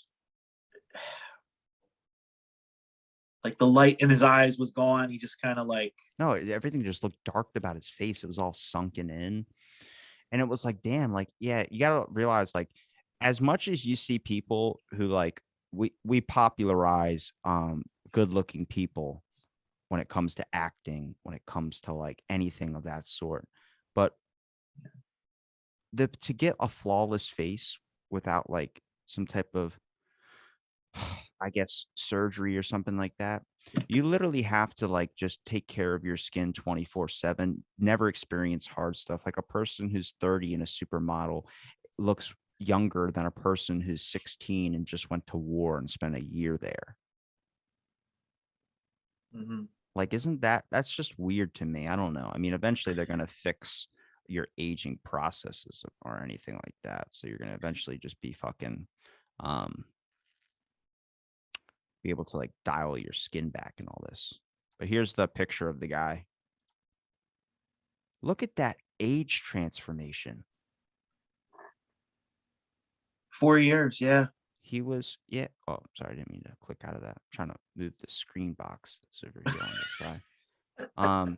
Says he was in 1941. He was a young man who had aspirations of becoming an artist. Then he fought, in several fierce battles in the Ukraine. But how long was he there? 1941 to 1945. Look at him, though, man. He looks like, in those eyes, this is why I talk about people need to be seasoned. Like I always talk to people who are over the age of 18 to come on my show because you have to experience a little bit of life. I mean, that's not saying that people who are younger than 18 can't experience a lot of shit. Sure, they can. But it's like a combination where you like, we all know those kids in school who like 12 years old smoke cigarettes and you're like, Jesus Christ, what happened? And their home life wasn't the best, but they're seasoned. Right. There's an extra sauce in there where it's like life has kind of worn you a bit of miles. For instance, like the reason why I love Miley Cyrus, her voice, not only like her singing power, but when she talks, there's just weatheredness to her voice that when she talks, you're like, okay, that voice has been through some shit. Like it's smoking, drinking, beat to hell from vocal cord practice over and over and over again. Like there's just a different tune there. It's kind of like when I hear myself in the beginning of the podcast compared to now. It's like, look at that fresh face, squeaky little SpongeBob fuck. Like, you know what I mean? Like, what am I going to look like at myself for a year from now or 2 years from now? Like, it's going to be different. I mean, one day I've been shaving every day and beard's starting to get thicker and thicker every day. I'm like, one day I'm going to pop up on here and you'll see the beard. And you're like, oh my God, I'm looking at this guy who had a little chin strap before. Now he's got a full beard. He's got white hair now. You know, that happens for some people a lot younger. Like some people just go gray, like in their 20s. I'm going gray right now. I think we've talked about this before. My grandma got it at 26. I'm 24 and I'm getting grays. I'm like, damn it. Am I going to be able to rock that? I think so. I think I will too. I think you'll be fine. I hope it doesn't get my beard though. Like if I would like to have a black beard and white hair. You could always dye it. I'm not doing that shit. Fuck that. You hear the amount of pain people go through dyeing their hair. There's this girl that like I thought was really cute, but then she like I guess she lives in Virginia, so she was only here for the summer and she was gone. Just saw her recently, and I remember she had blonde hair. She came in, I was like, "What happened to your hair?" She's like, "Oh, I dyed it and it went bad, and it like came out like a brown color." I was like, "It still looks good, but I did like the blonde." And then she like smiles and winks and walks away. I'm like, "Okay, I see what game we're playing, cat and mouse." All right, I gotta stop. Casanova Robbie here. I gotta stop talking shit because when I share these episodes, they follow me. So it's like they fucking look at it. I think he's talking about me. No. I love that your body has an arm on either side. How about that? I'll keep it vague as hell. There you go. Do you want to hear about my dream? I do, yes. Okay. So I'm gonna give you what the dream was about, and then I'll let you interpret it, and then I'll tell you why my brain thought this way, because I've already found out every single reason why it did. So I can't really trying to figure out how the start is. I know the basic points. It's so hard to remember the full scope of the dream unless it's like really intense. But all my dreams, every time I get one, is super intense, or I won't have one. So I remember, and this is from a 30-minute sleep. So I remember I was like, it kind of was like Starship Troopers with Neil Patrick Harris with all the aliens. But I was fighting in like an old Coliseum, like a Roman Coliseum, or like one of these like square like prison yards that you see where they're out in the yard and like that. But everything looked old and ancient. And I'm just fighting these like these monsters. And I'm with like a team of people. Like if I'm raiding a dungeon or something with like a group of people. And I'm like fighting. You have to get to the exit, and the exit's like the end of the mission point, and it's the gate. It looks like like a Chinese wall or Chinese temple type thing, and you have to get just to that door, and all the monsters will stop. Or you have to wait for the ship to come or escape route, whatever the hell it is. But that's like the next spot you have to go.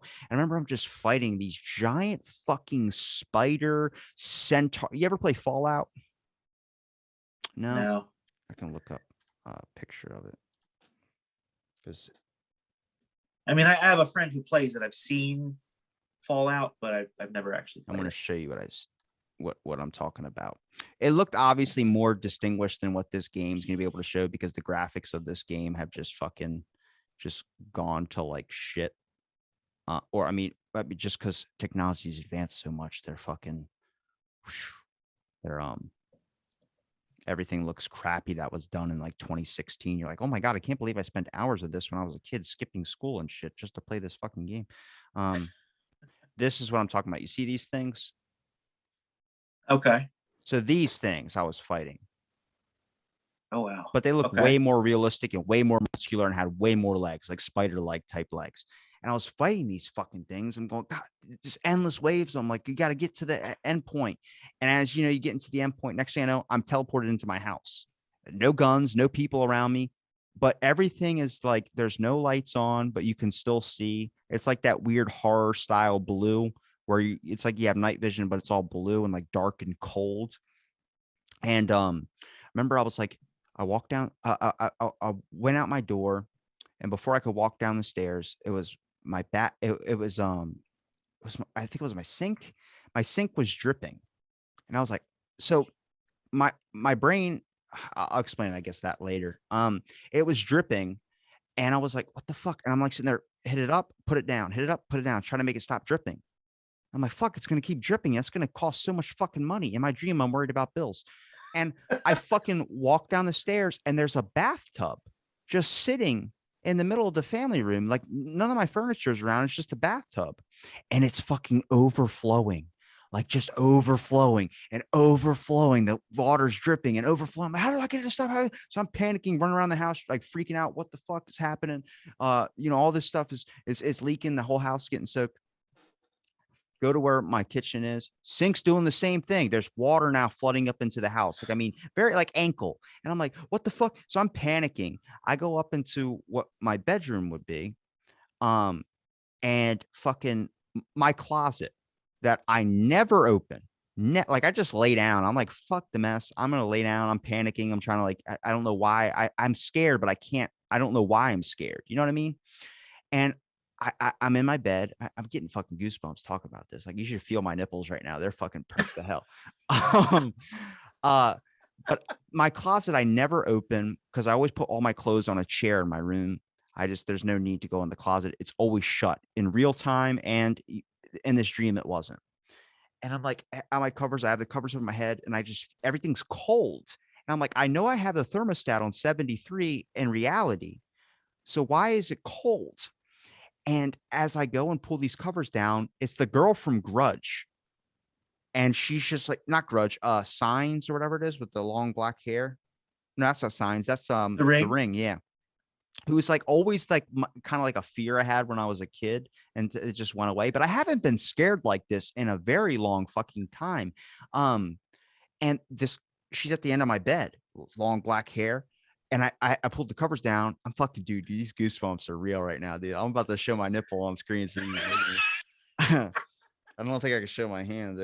My camera's not good enough to pick it up. But as I pulled the covers down, this lady, this thing is there, and just full on like spider jumps onto the ceiling and fucking cracks her neck all the way around and lands on top of me and just starts like, it's like from an eye view where someone's just like, you know how you see those videos of the TikTok dude slapping the camera like that, like saying, this is what my cat does to me. This lady's just scratching the shit out of me. I fucking wake up, rip the covers down. I'm freezing fucking cold. And I know my thermostat is on 73.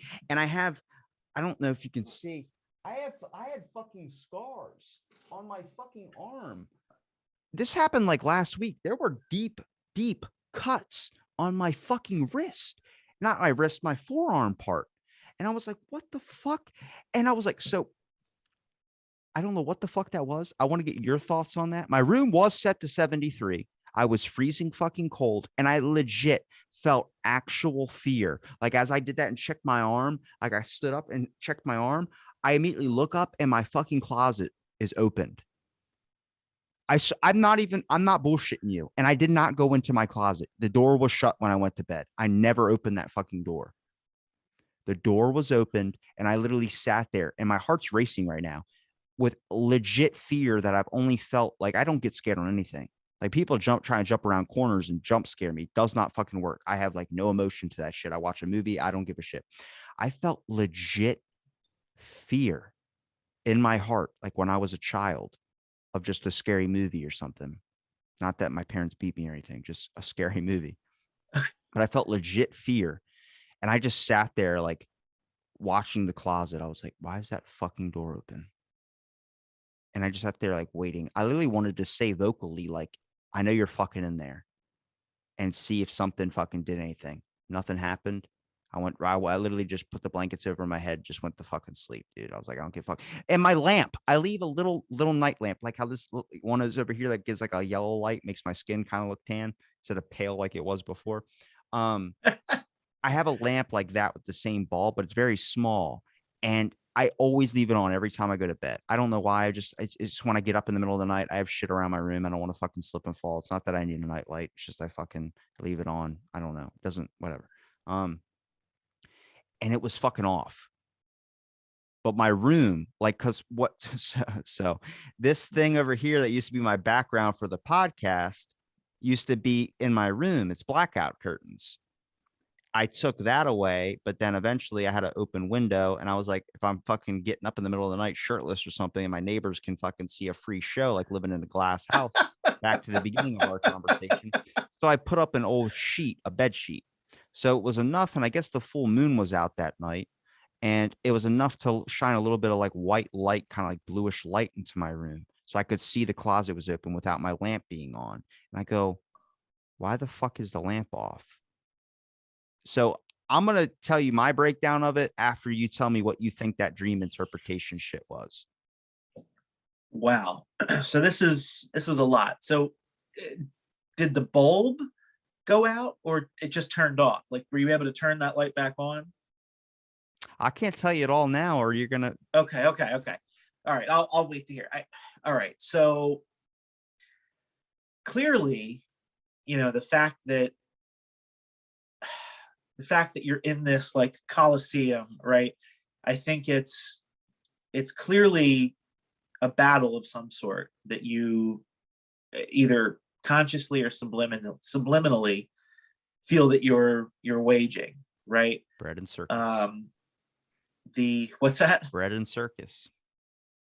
Bread and circus. You don't remember that? It's a Roman quote, bread and circus.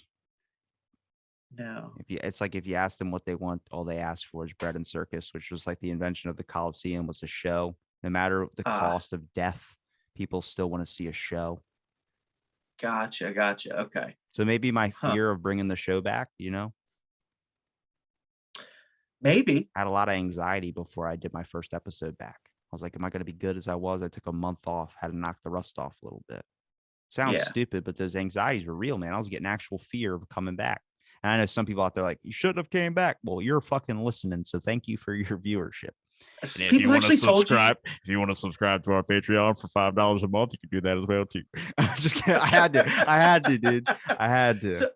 So somebody actually told you shouldn't have come back? No, I said there's probably someone out there thinking. Oh, there's probably somebody. I've made that. Okay. probably a couple of enemies. I don't feel any hatred towards them, but there's some people that I've just passed on having guests, and those people are other podcasters that just like to talk shit all the time. Yeah. That's fine. If you want to do that, go ahead. I don't give a shit. But if you expect me to follow you after you follow me, and then you want to tell me how my show's going to go, it's not going to flow that way. Yeah. I will say, like, before we go back to the dream, I will say I was happy that you came back because I know you were on the fence about it. I had a lot of messages saying, thank God. Yeah.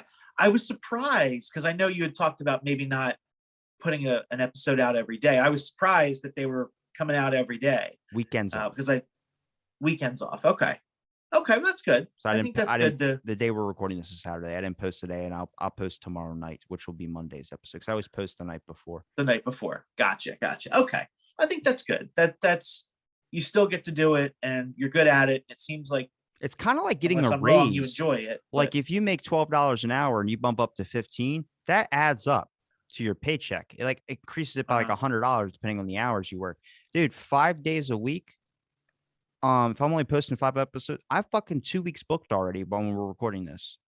Where I'm like, what? How is that 2 days really doing that much? And you realize, oh yeah, fucking one. So it would be if you did 7 days a week, you 14 episodes, or so then I would have to record 4 more to get 2 weeks worth. Instead, I don't have to record that 4. So you have 2 weeks in the can already, is what you're saying. Nice. Okay. Not including this one.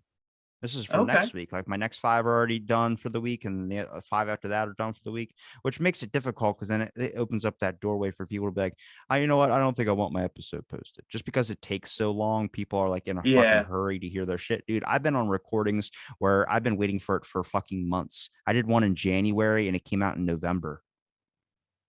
Like that's how people's show go. 1 episode a month. So you're all the way in fucking, like you just got, I didn't even know. I was like, oh yeah, I fucking forgot I did that. Yeah. Huh. Rare places you get a daily show. Rare. Absolutely. That's incredibly true. So I'm thinking like the whole water aspect of it. What about the I don't know if that, why are you talking about that? That's kind of the fight, the battle. And I guess that, to your point, could be that internal struggle with yourself. Like, do I come back? Do I ride off into the sunset? What do I want to do here? 2 more years. 2 more years. I've always said, and you can look back in the beginning of the show. So I've stayed. First of all, I've had so many people go, you've remained consistent throughout your fucking shows. Like Mark, for instance, I have a clip of Mark where he goes, how is your Hanukkah? I was like, I'm not Jewish. He's like, you told me you were Jewish. And I was like, well, I'm part of like the chosen people in my bloodline, but I don't celebrate any holidays because holidays are for fucking poor people. And he goes, you have said holidays are for poor people. I just started laughing. I was like, because I've said that way back in the day. So like I stay consistent with most of my stuff. Which yeah, I like I said, I probably still think like, I don't know. I forgot what I'm sorry. I took us off. I think your consistency, you were saying something about 2 years. Did you set like some deadline for doing porn? When I was like 19, I've always said that if I didn't become anything by the age of 26, I was going to just do the porn industry and just fucking easy money, that type of thing. And I've remained consistent with that. So 2 more fucking years. Hey, not the worst way to make a dime, I guess. Showing your ass, doing an OnlyFans, putting your fart in a jar for fucking so much money. Did you see she was hospitalized? Did you know what the fuck? She's not Mark doing- was she's telling me that her doctor said she can't do it anymore, and I'm like, what the fuck kind of diagnosis Yeah. was that? Now she's hospitalized. She was NFTing her farts for a while. Did she go back to it? So she made a lot of money off of those farts, but the diet that she was keeping wasn't healthy for her, and she ended up really sick. I forget exactly everything that happened. I I'll just look it up. heard about it the other day. But why wouldn't you just eat beans? I eat enough beans and I'll that's fart. what she was eating. She was eating beans, and apparently she was drinking banana protein shakes or something like that. Oh yeah, protein shakes will give you the worst fart. I remember when I was doing. Well, I mean, That was specifically for the smell. She did that to change the smell. I guess that's something that people are into. The whole love thing the is crazy to me. I fucking love. I only like my own fart smell. Yeah, exactly. Like I can't imagine. I'm like, I anybody wanting fucking did that, dude. Like, it sounds like rotten eggs. I don't give a shit. Well, I have a digestive issue, so that's. Well, yeah. Okay, all right. Here's it. January 5th. Oh, damn it! She didn't get to go to the Capitol.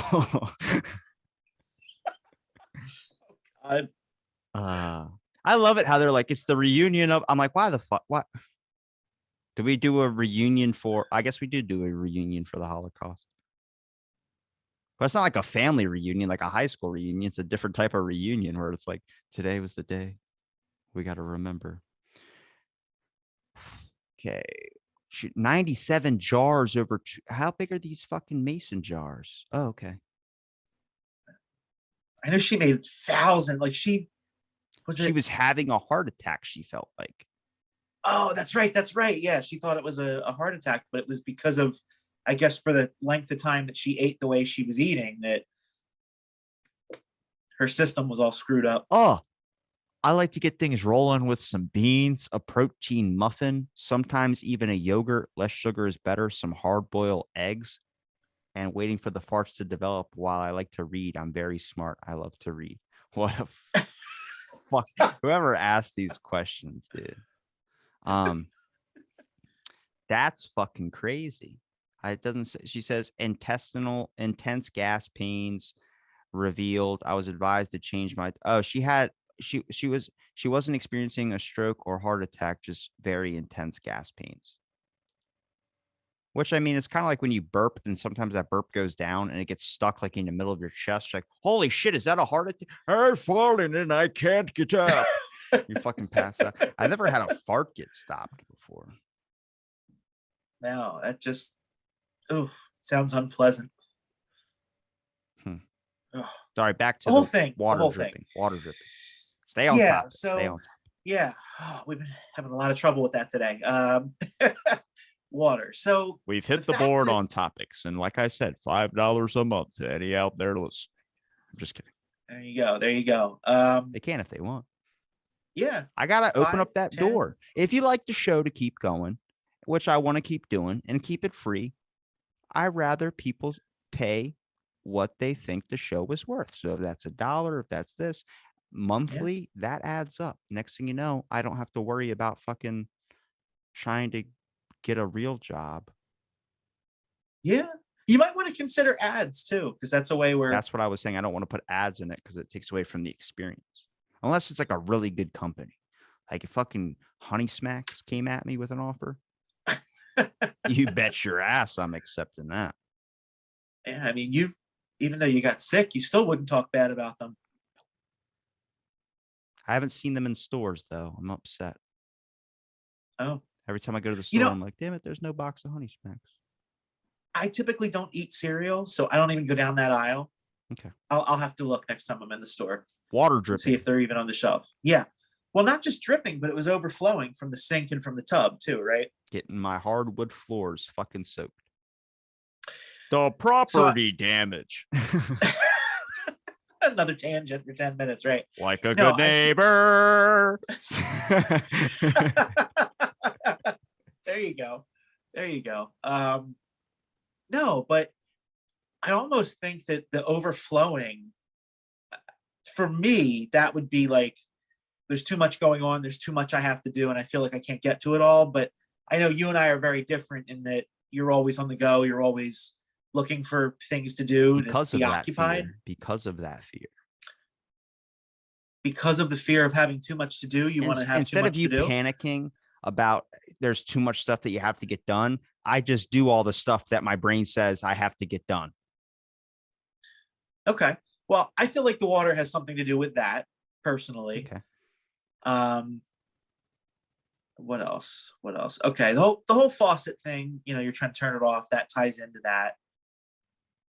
What you were fighting against, that's And why did I wake up? obviously, yeah. Well, what you were fighting against is obviously They a were so deep metaphor. that when I pulled my hoodie up to my thing, when I was doing lat pull downs, someone caught it and they came over and asked if I was okay. And I was like, not really, but why? Like, I saw your arm, and I was like, oh no. I had to pull my fucking things up. I was like, no, that wasn't that. That was, I can't explain my grudge dream. I was like, no, I just I was scratching my arm, and that's what happened. They're like, but how'd you do that? I was like, I don't know. My fingernails aren't really that sharp. Yeah, I was gonna say, do you think you were kind of moving around and maybe did that in your sleep, or do you think maybe there was a spirit? Maybe the girl was a spirit. I thought about that too, because I've always talked about like psychic experiences before, and there's been known to have that in my family. Like my mom was able to find called an anonymous tip to find that body of Sarah Foxwell, that girl that went missing a long time ago. I don't know if you remember that. I remember you telling me something about it. Yeah.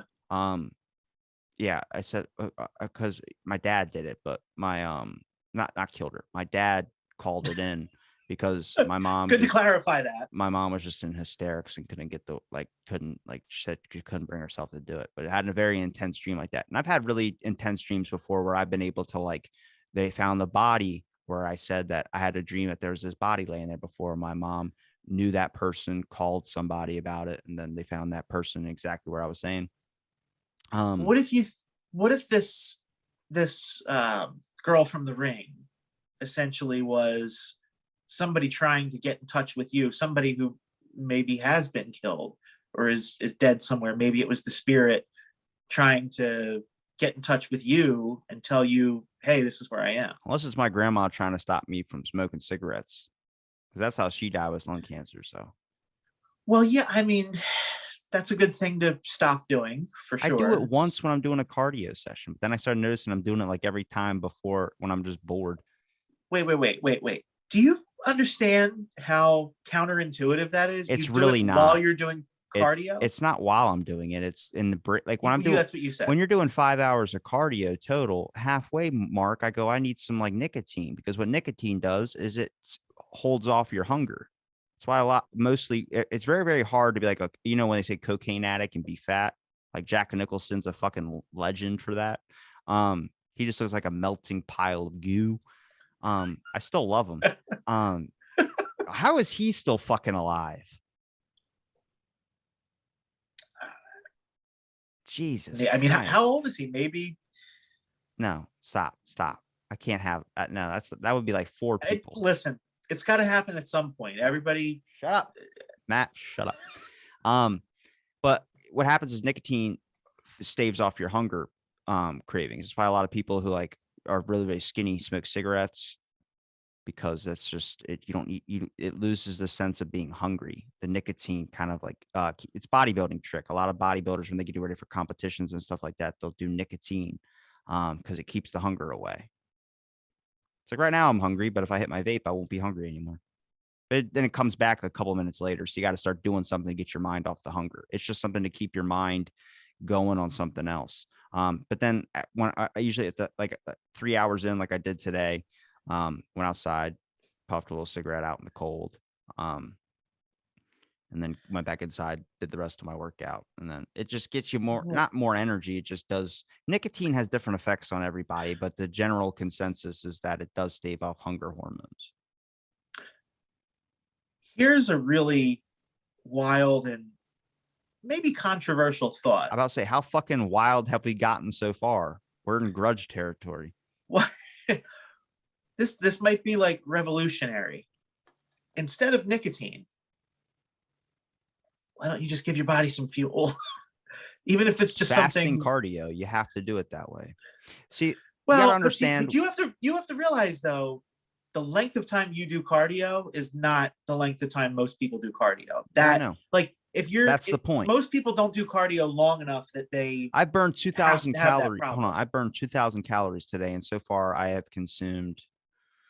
Because whenever I only eat 1 can of tuna a day, but the way I do it is I break it up with my meals. But I've only consumed. So what I do if I burn 2,000 cardios, I'll try and only consume 300 that day. And people go 300. I was like, you got to understand is that when I first started working out, and you can look back in my episode track, I've explained this multiple times before with nutritionists and everything like that.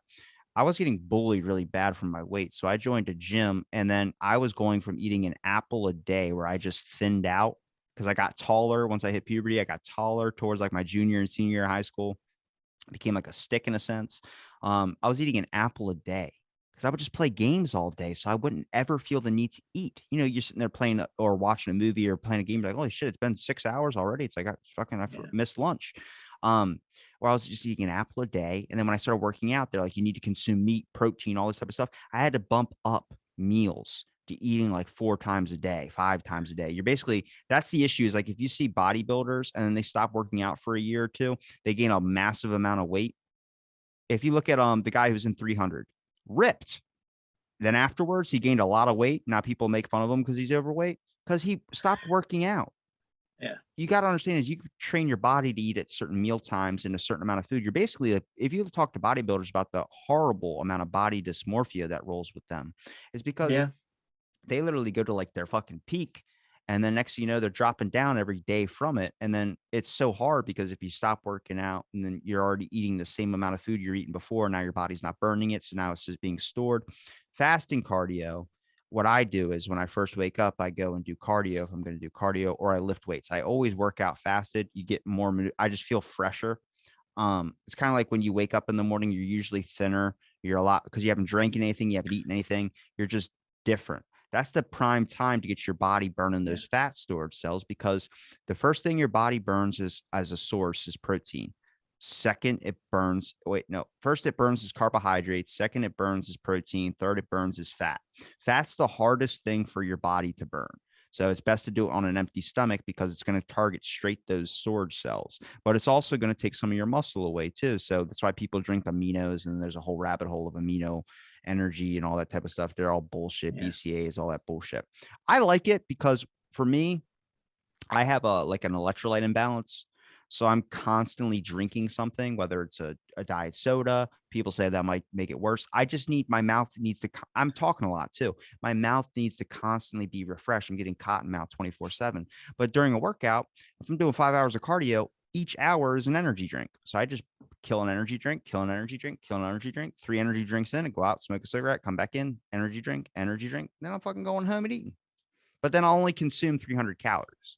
And my body's I've been doing that for so long that instead of just eating a can of tuna every meal, I bumped it down to 1 can, but I split it up into like thirds, and I add a little bit of like dried cereal on top of it as like croutons. And then I'm not getting into the whole fucking diet thing I do, but it works. I'll send you a picture of my 6-pack if you want. I'm not pulling it up on camera. I already, in a past episode, Kelly, I was joking around with Kelly, showing him off screen my muscle, and he was like, Jesus Christ. And then he made me do it on camera, and he saw the whole thing. I was like, I just wear big clothing. It's like a surprise. You know, you're like, holy shit, you're fucking, I believe you, but like, I don't like this conversation. It's getting gross. I can't, I'm look at my hands. I'm stuck. Yeah. I'm stuck on the whole 5 energy drink thing. Like that's nothing, dude. But eventually though, like more. You can't do that. You can't do that forever. Like that's not good. You sound like my doctor.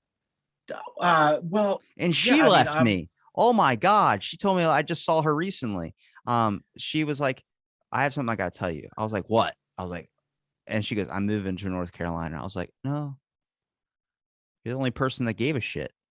And she was like, I'm sorry. And like, it was like a real emotional moment. I was like, oh my God, like, holy fuck. I'm sitting here telling you all everybody's leaving me. And next thing you know, you tell me, I thought she was fucking with me. But she called me when I had my supervisor next to me. I've said in the show before too. She goes, how many energy drinks do you think she's my gastroenterologist. So we're trying to figure out the digestive issue. But she's like, how many Right. energy drinks do you think you drink a day? I was like, I don't know, like 3 or 4. And then my old supervisor overheard it and goes, try 6 or 8. And she goes, did he just say 6 or 8? And I was like, yeah. She goes, you're not drinking 6 or 8, are you? I'm like, I am. She goes, what like, they're sugar free. Oh, that's great. Yeah. But that's the thing. During a workout, all I need something to drink. So I'll put like Mio in my water and I'll drink that. But I always go through like 2 of those things while I'm working out in a giant Powerade bottle. Like people that bring a gallon of water into the gym, that's me. Except I need it to taste like something. It just can't just taste like water. It has to taste like something. Sure. So that's what I do is I need those types of things. I don't really need the caffeine. I just need something.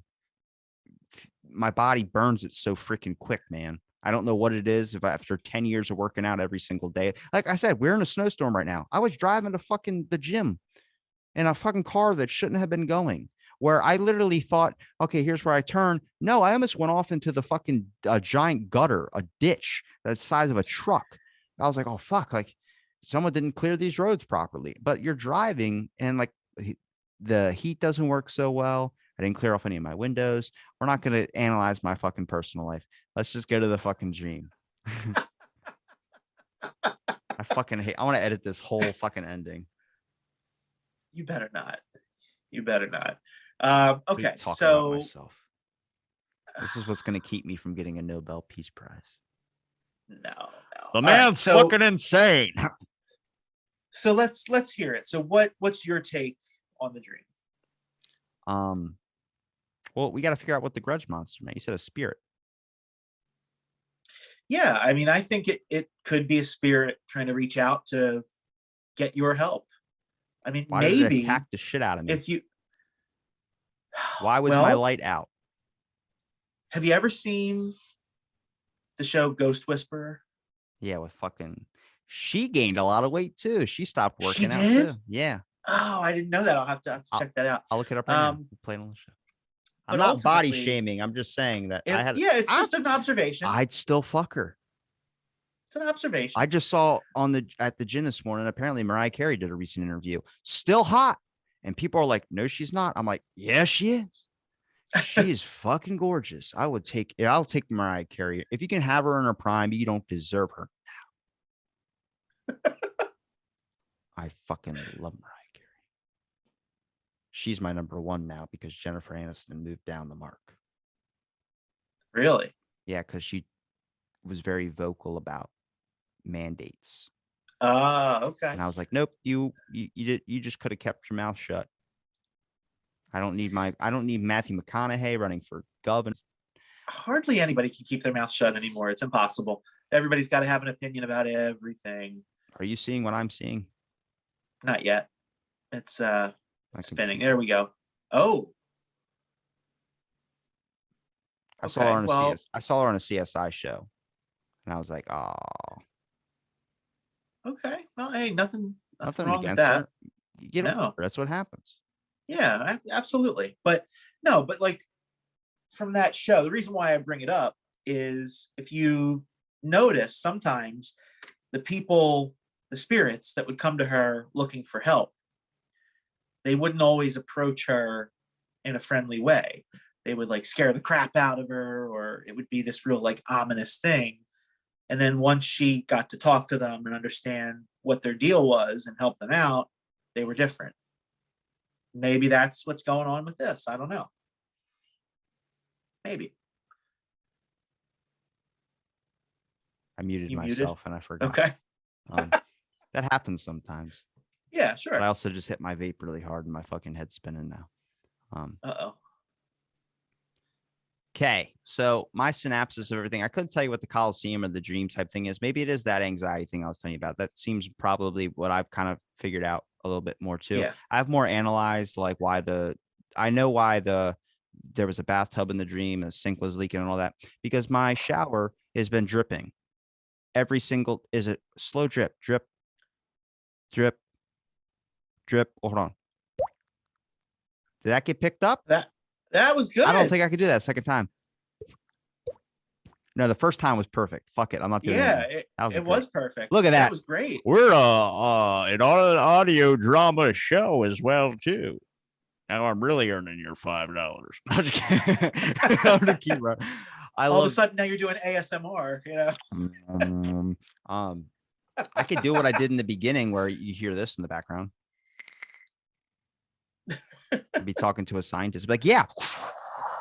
Mike Lando's the one that told me to stop doing that after we chatted. Me and him chatted. He was like, I've been listening to your show, man. Just cut out the vaping part. And I was like, okay. So I just started muting my mic ever since. Thank you, Mike. He was right. He is. Thanks, Mike. It fucks with the conversation. So the bathtub's been leaking and dripping, and I've been worried about it because I remember I was a kid. They said every time you flick a light switch, it was 25 cents.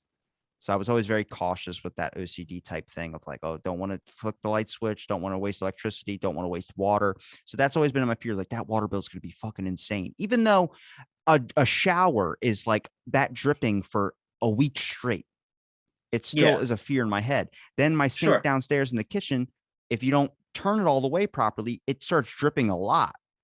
So I have to make sure I check that every single time.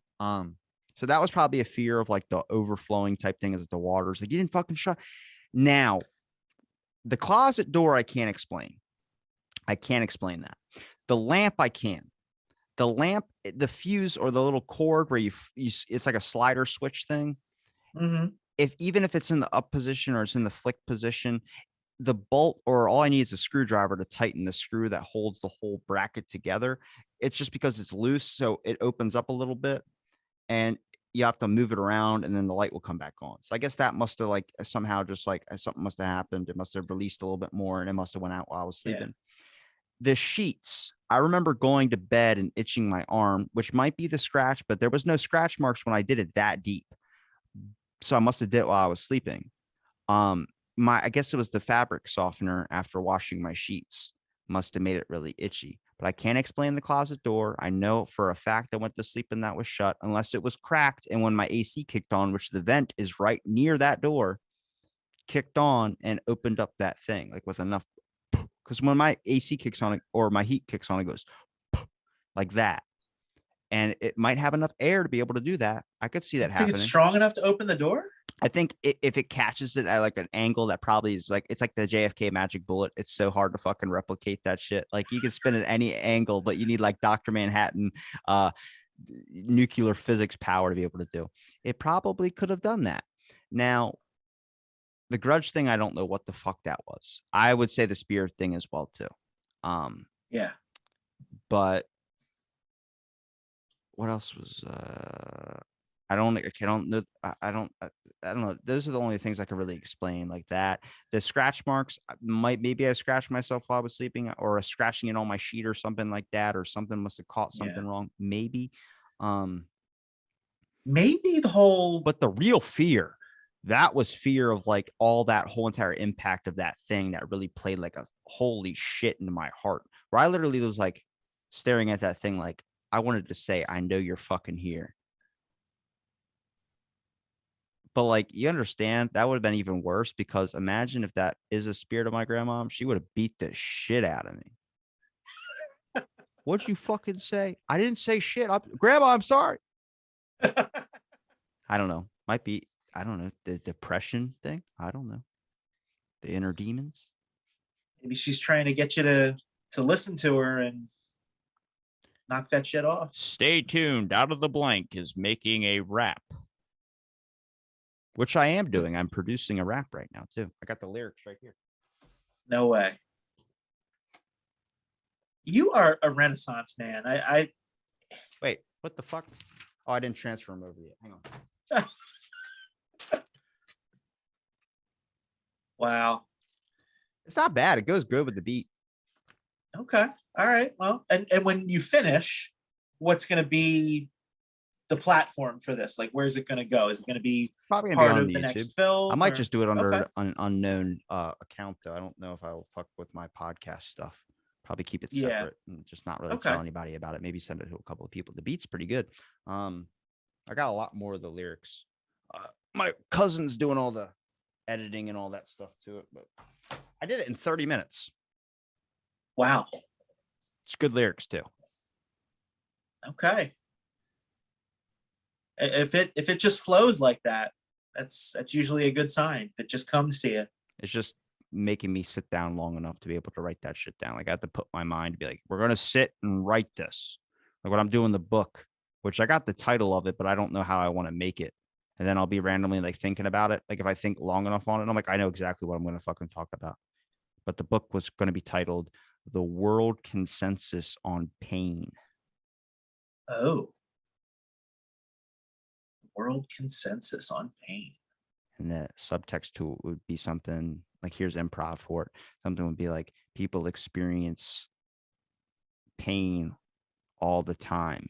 And you could describe how it feels. But if I asked you the question, are you happy? Could you describe that to me? Because more often than not, in the world today, you experience more pain than you do happiness. Because you don't think to remember happy. You think you know what it feels like to feel pain, so you never feel like that again. You don't ever want that feeling to last. But happiness, you never think to stop and really take in what being happy feels like. People say like, I know what it feels like when I look at someone and I smile. But how many people say good morning and it's just a hollow word? Yeah. I think we often take I'm deep. the good times, we take happiness for granted, but when it all comes down to it, without the pain, the happiness would have even less meaning. And for every fucking book you buy, I'll send you a fart in a jar.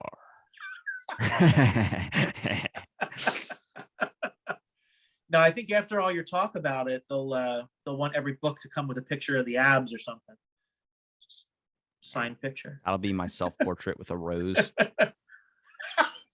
You know, that's how people do like a black and white photo of themselves at the ending with like their hand on like a guitar or something like that on the top string of it. Like, now, see, I thought you were going to say something more like, you ever watch Seinfeld? Did we talk about this before? I fucking hate Seinfeld. Yeah. Well, there was an episode of Seinfeld where, you know how usually I think it's women that do it, but these boudoir photo shoots where they do like the sexy photo shoot for their significant other. No? Never heard of this? My Oh, this is a Zoolander thing. impression. Okay, this is a thing. Well, What there is was an this, episode a of school for ants? there was an episode of Seinfeld where George did one of those photo shoots, and he's on this like lounge and he's kind of like leaning, and it's supposed to be this seductive photo. He was doing it for, I guess, his girlfriend or fiance or whatever. And that was just the first thing I thought of when you were talking, when you said the rose, because I think he might have, if I remember correctly, I think one of the pictures he had a rose in his mouth.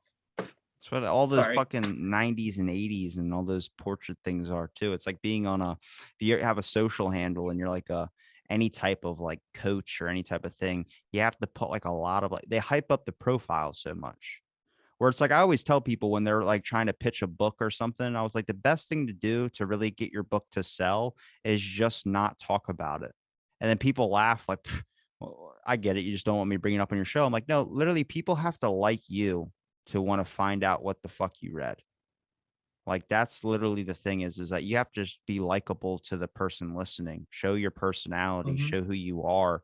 And then once people know who you are, can listen to who you are, they can buy your stuff and be wanting to like it a lot more. If you just sit there and sale pitch something, I mean, I've had conversations like that where I'm like, I don't want to fucking talk about this anymore. Like, I just don't want to talk about your fucking shit the whole time, which I mean, good, brag about what you have. That's what you're supposed to do. But it's just a good tactic as to be likable as a person, not just make a likable product. Well, yeah, it goes a lot further to your fan base.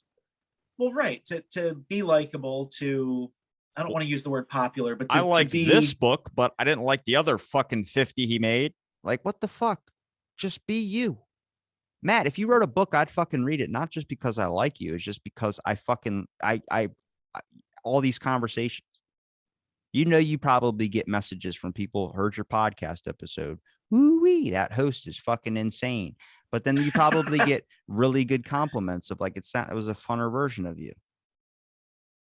Yeah, I mean, I've gotten a lot of positive feedback, and you're almost spot on. Yeah, a lot of feedback about you and how interesting you are, because you are. I mean, you keep it interesting. It's a good thing. But no, I think this is definitely it's a way for, at least for me, I don't want to speak for any other people that have come on, but a lot of discussions Don't that put we words have, in their mouth. Let me do that for right. you.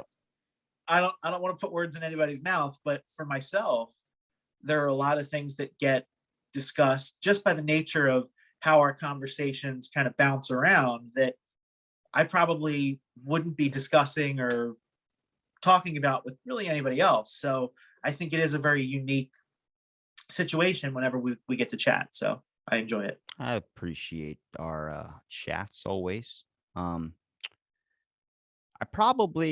not going to have the book done by the time this episode comes out, because it's going to be impossible. I don't even have a page started on it yet, but someone's probably going to take the name. When I started my show name, it was just out of the blank. Honestly, if you type in out of the blank, I'm going to pop up. You type in out of it's going to be me. Because of so many episodes I have out there, it's just, I've littered the market. I've kind of shoved it to where everywhere you look, left is that a Pepsi ad, right is a Pepsi ad, like that type of shit. Up, down, side to side, Pepsi ad. But ever since I created that, I've been seeing, there's hundreds of shows now, out of the void, out of the call, out of the context, and it's just gone. I was like, I was the first person on Twitter, one of the first people besides someone who has my Twitter handle, who hasn't made a show since 2019. They made like 2 episodes, but then it's always been this kind of conversation thing. And I'm like, this was like a rarity. There was 0.2% of podcasters that were conversation podcasts. Everyone else had a specific niche. And I was like, I guess because the Joe Rogan Experience getting popular, but then that name, I don't know if someone came across it and it just started getting more popular, but I've seen like 100 shows with somewhat close to mine.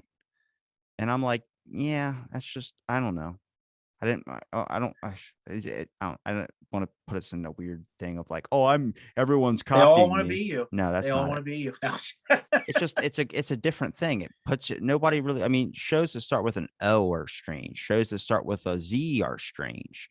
They're different and more specific in niche. It's like having a name when you come across someone who starts with like a Y for a name. You're like, that's weird. Most of the names are like Jim, James, John, something with Bill, Joe, any of those average baby names. But now you're getting rare shit like I am XTZYN. You're like, what the hell is that? It's like, it's an element on the periodic table. You're like, your fucking parents. Yeah. What do it's they pronounced do to you? Steven. No. It's pronounced Stavan. I don't know. It's just different. Everyone wants to be eccentric in some type of thing. I was like, you just got to be yourself in a sense. I think that's at the heart of it. Be yourself, and I think the rest kind of will fall into place eventually. So thanks, Matt. Thanks. Of course. Have you had anything, or is that the wrap up to the show? We've been going for 3 hours. I'm like trying to get it to that 3 hour mark. Well, I'm game to talk about pretty much anything you want to talk about. Is there anything we haven't covered? Overseas investments. Wow. Okay. I don't even know. That's not one that I think a lot of people would be interested in. Do you notice how like that's the safest bet? Like when they were showing Fauci, like, don't you have all these investments? There's like insider trading when the Speaker of the House was like, oh, I don't think we should ban Congress from trading in the stock market. It's like, Bitcoin crashing. Did I not call that? Did I not call it? I called it and it fucking crashed. It's all because it's just, he sends out one tweet and it pushes everybody, buy this. He said to buy this. Like he's helping you. No, he's going to make more money for himself. People just lost a shit ton of fucking money. It's kind of like the Wall Street. I think we'll see another Wall Street. And I definitely think in the next year or so, we're going to have a severe issue with all more online interference with a lot of stuff. It's really crazy. Like Russia, at the time we're talking, Russia is trying to break up the NATO. Like we're trying to put China and Russia just stopped us from putting sanctions on North Korea about their nuclear test missile. And it's like, we don't want them to resume. It's like, we don't really care what you fucking want anymore. Russia's been trying to do that for years. They've been trying to break up the World Health or the World Organization, where the fucking national, whatever conglomerate of nations come together, United Nations. They don't want any of that shit. They don't like it. They think of it as policing. They don't want any of that type of stuff. But also Russia wants to be its own takeover thing. But then we asked them, hey, could you help us out with China? And they were like, fuck no. You deal with that shit on your own. That's your own demon. Right. Well, the big thing right now that Russia seems to be fixated on is Ukraine.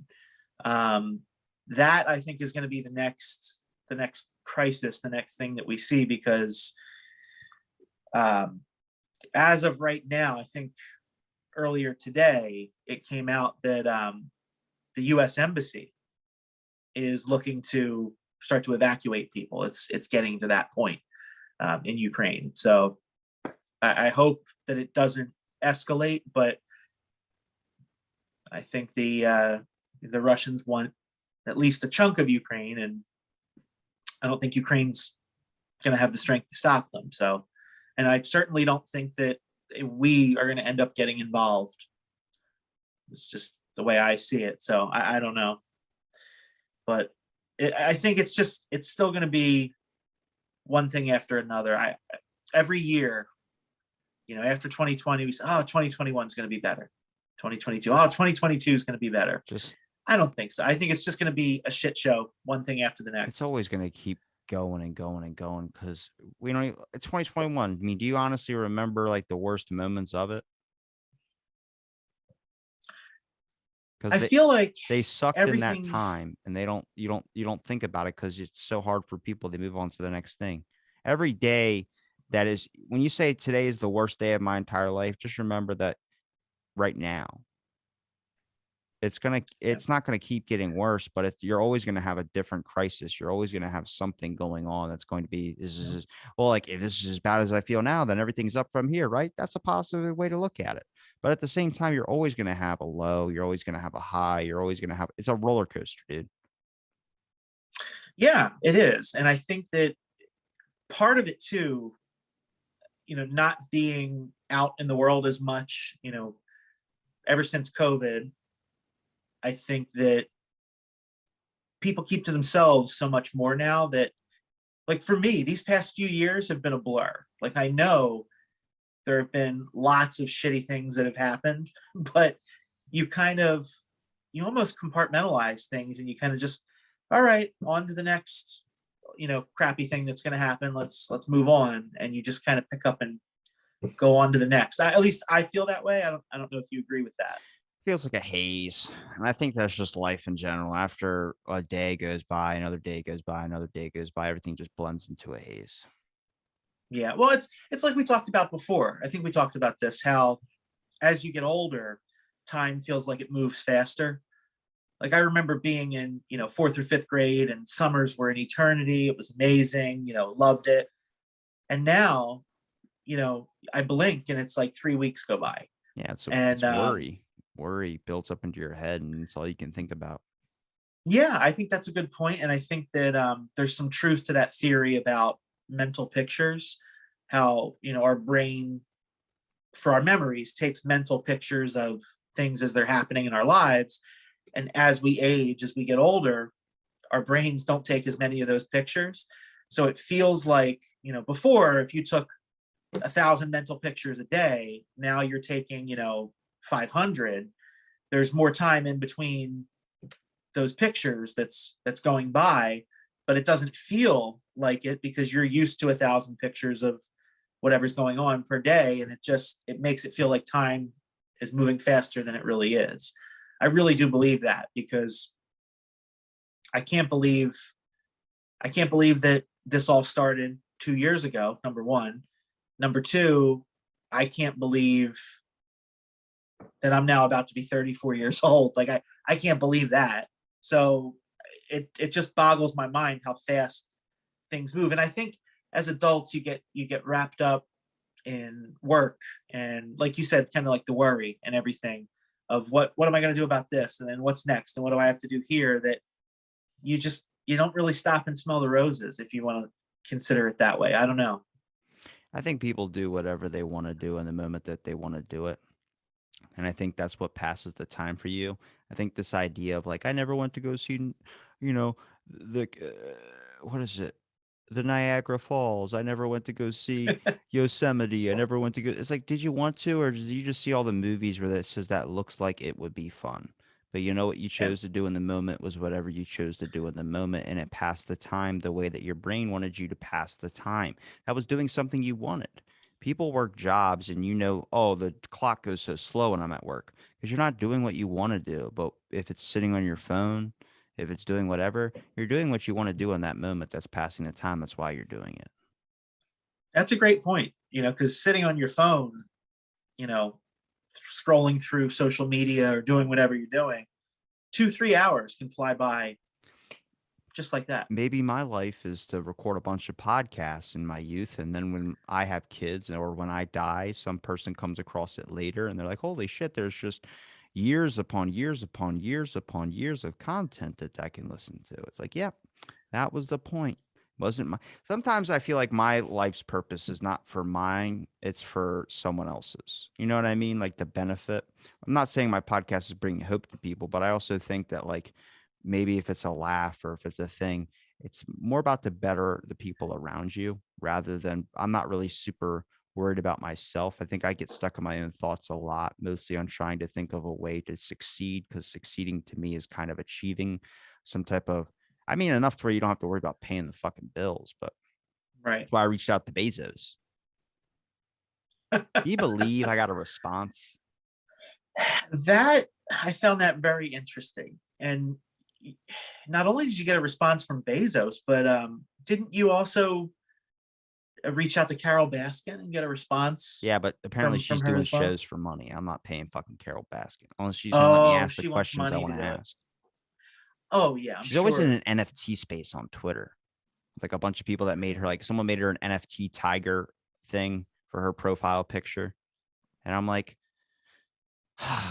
look, I know you're crazy, but I got a couple of questions and all of them revert back to the same question I'm going to ask right now. And did you kill your husband? I don't think she did. You know what I think?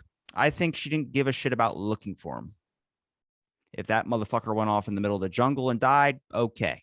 I'm not going to fucking worry about looking for you. Yeah. After a while, someone's cheating on you and they're literally going to another country to cheat on you and live this whole secret life type thing. I don't think you really worry so much about killing them. I think you worry about like, well, if he's gone, I feel bad, but I didn't do it. It's like, yeah, you didn't do it, but do you honestly feel bad about it? Do you feel, well, I'm going to worry about the tigers? It's because that's all she cares about is the fucking tigers. People think that they fed him to I think he got stuck with the mob. I think you're looking through a Hollywood lens and you have to step back from that for a little while. Like I watched the first season and the second season is literally like they spin it a whole different way. They go, well, like Carol Baskins was on there and they were talking about like, it completely painted me out to be a bad guy. And they were like, we apologize for that. We weren't trying to do that because she was suing. And it's like, yeah, you did paint her in a like the fucking enemy in a crime thing. And then you watch the second season, you're like, oh yeah, you're just watching it through a Hollywood lens where everything's just mashed up. And it's like, I mean, I feel bad for the family, sure. But I mean, whatever happened to the guy, I mean, it sucks. You start finding out your dad's living a secret life of billionaire investments overseas and all that type of stuff where he's flying, tigers and a whole bunch of cash and dealing with like the mafia and all that type of stuff. That sucks. But at the same time, he knew what he was dealing with. If you're fucking doing prostitutes like Epstein, he knew what he was dealing with. Ghislaine Maxwell, she knew what she was dealing with. They knew half of those girls that were involved in that shit knew what the fuck was going on. They let it go for the longest time because they thought, oh, it's just me. Maybe he's a master manipulator, like a Charles Manson type. But yeah, well, that and not is it, oh, it's just me. But if with some of them, if they could bring more girls to him, then the attention would be off of them. And I think that was kind of part of the motivation too. But I think with Carol Baskin, we're not going down. I don't, because if she is a potential guest on the show, I don't want to fucking. You're not paying her. Listen. Let's be real. She's not going to be on the show if she wants to be paid. That's God ridiculous. damn, that hurt. Well, no, here, listen. I don't think you have to pay for anybody. It's not whether you can or not. This I is don't like the think you should have video to of pay like for a anybody. chimpanzee getting hit with an arrow when they hunt chimpanzees. The weird part about it is that, or is it baboons? When they get hit with an arrow, they grab it like a human. They Oh my fucking gosh. grab it and they go, they fall to the ground. It's like, oh my God, it's even worse. Like when you hit a deer, it just it's crazy to watch, but like you're like, okay, it's a hunting thing, but it just hits them and they run off. These things, they get hit and they grab it, like, like, you know, someone goes, stab a stake to my heart. Yeah. No, but I'm not going to go and say that she did it. I don't think I have enough information on the subject to know what truly happened. Your theory is plausible. But what I was going to say is, it's so funny because I just listened to a podcast where there's this guy that's been looking into it. I think what's weird, and this relates back to what we looked at with Bill Gates, it's perceiving not just body language and how people react, but things that they say. So here's what gets me. I keep thinking about the chimp, dude. It's the saddest fucking video. The last time that she saw him, I think it was like whatever day it was 6 a.m. or something like that. Well, somebody that was working for, I guess, her and her husband comes over at like 9 a.m. and she says, oh, he's missing. Already a couple hours later, she knows he's missing. Like, that timing is weird. The other thing that was weird, small lady. She said she went to the grocery store to get milk, like milk for the cats. They don't sell it at that store. So like, why was she there? But then she said the store was closed. Well, no, it was a 24-hour store. So it wasn't closed. So there's things that don't add up. Then she tried to say, you know, because some people thought that he was under the septic tank that was put in. And she said, well, no, like that septic tank was replaced way later, but it wasn't. It was done around the same time. Like a lot of things that she's said that weren't truthful, whether she really did it or not, I can't say. That's crazy. But I look at the different things that don't match up, and then it's like, okay, something's not right here. That's all I'm saying. What a fucking horrible thing to bury someone you hate under a pile of your own shit. Yeah. That's like the JFK thing. JFK's military advisor at the time. Well, wait. What JFK thing? Because according to the QAnon folks, he's alive. He's 104. His son's and alive. No. They believe 104-year-old JFK is alive. Okay. This is where the QAnon argument gets tossed out the window again. I think it's ridiculous, but I'm just saying. Go ahead. So the guy, Oliver Stone, was on Joe Rogan's podcast. He did a documentary called JFK Revisited, which is the whole documentary showing that it's all, the magic bullet is BS. There's just so much going on where it was a government takedown, much like Charles Manson got his drugs from a government thing to drug these people. The guy, Tom O'Neill, who wrote a book about Charles Manson, and people say it's a conspiracy theory, the place he was getting the drugs from was a CIA operation. And after that book came out, the CIA operation closed down a month later, and nobody can find that business or any trace of where it went. There was definitely government play at that thing, much like Watergate scandal, much like all that. And now the CIA is trending a lot on Twitter because people are fucking calling out their shit. Like, there's articles being pushed out, like all this type of rampage or all this disaster online is not from foreign affairs or something like that. It's not misinformation. There's a thing. Remember we talked about Russian troll farms? Do you know what Russian troll farms are? No, I don't think we talked about Russian this. troll farms, and every country probably has these institutions as well too. Russian troll farms are fake accounts and bots that are littered throughout social media networks, and it's a literal government job in Russia to stir up animosity with people using fake profiles online. It sounds like a conspiracy, right? I think it happens here. I think it does. It 100% happens here. And we do it to other countries as well, too. It's much like China uses Confucius Institutes in the States over here at educational institutions, teaching them the real history of America, or a very other side victim type mentality type thing that makes everyone hate the fucking country that they live in. KGB talked about it, too. I played it on air. Yuri Bezgamanov, an ex-KGB agent, talked about how there's a generational process of decentralizing a new generation. It's a process of over 20 years. Came out 25 years ago. So everything he said has came true and is happening now. Russian troll farms, they did a recent thing I can pull up on here if you need verification from it, but top 20 pages on like the internet, social media networking pages are all verified Russian troll farm accounts. The first top page is "My baby daddy ain't shit," and it's a fake fucking account. And all they do is they literally put up stuff saying when your dad's a piece of shit, or when this type of shit, or when your father's single father, all this type of stuff. And then it has over 2 million likes, dude. Look up top Russian. I'll pull it up on air so people see it. I've already done it before. Okay. Okay. And the thing is, people go, that's a conspiracy. No, it's not, because people have worked at this place. There are pictures of a woman in a winter coat at an office setting, typing in on a computer, showing you this is what it is. It's a video, I think, not a photo. She's showing this is what the whole job is. They won't even pay the bill to fucking heat the place up. They don't give a shit. They just want you to spread misinformation and disinformation, which happens fucking everywhere. And it is tied with the election thing. There was some small amount, very small, very, very small. Hold on.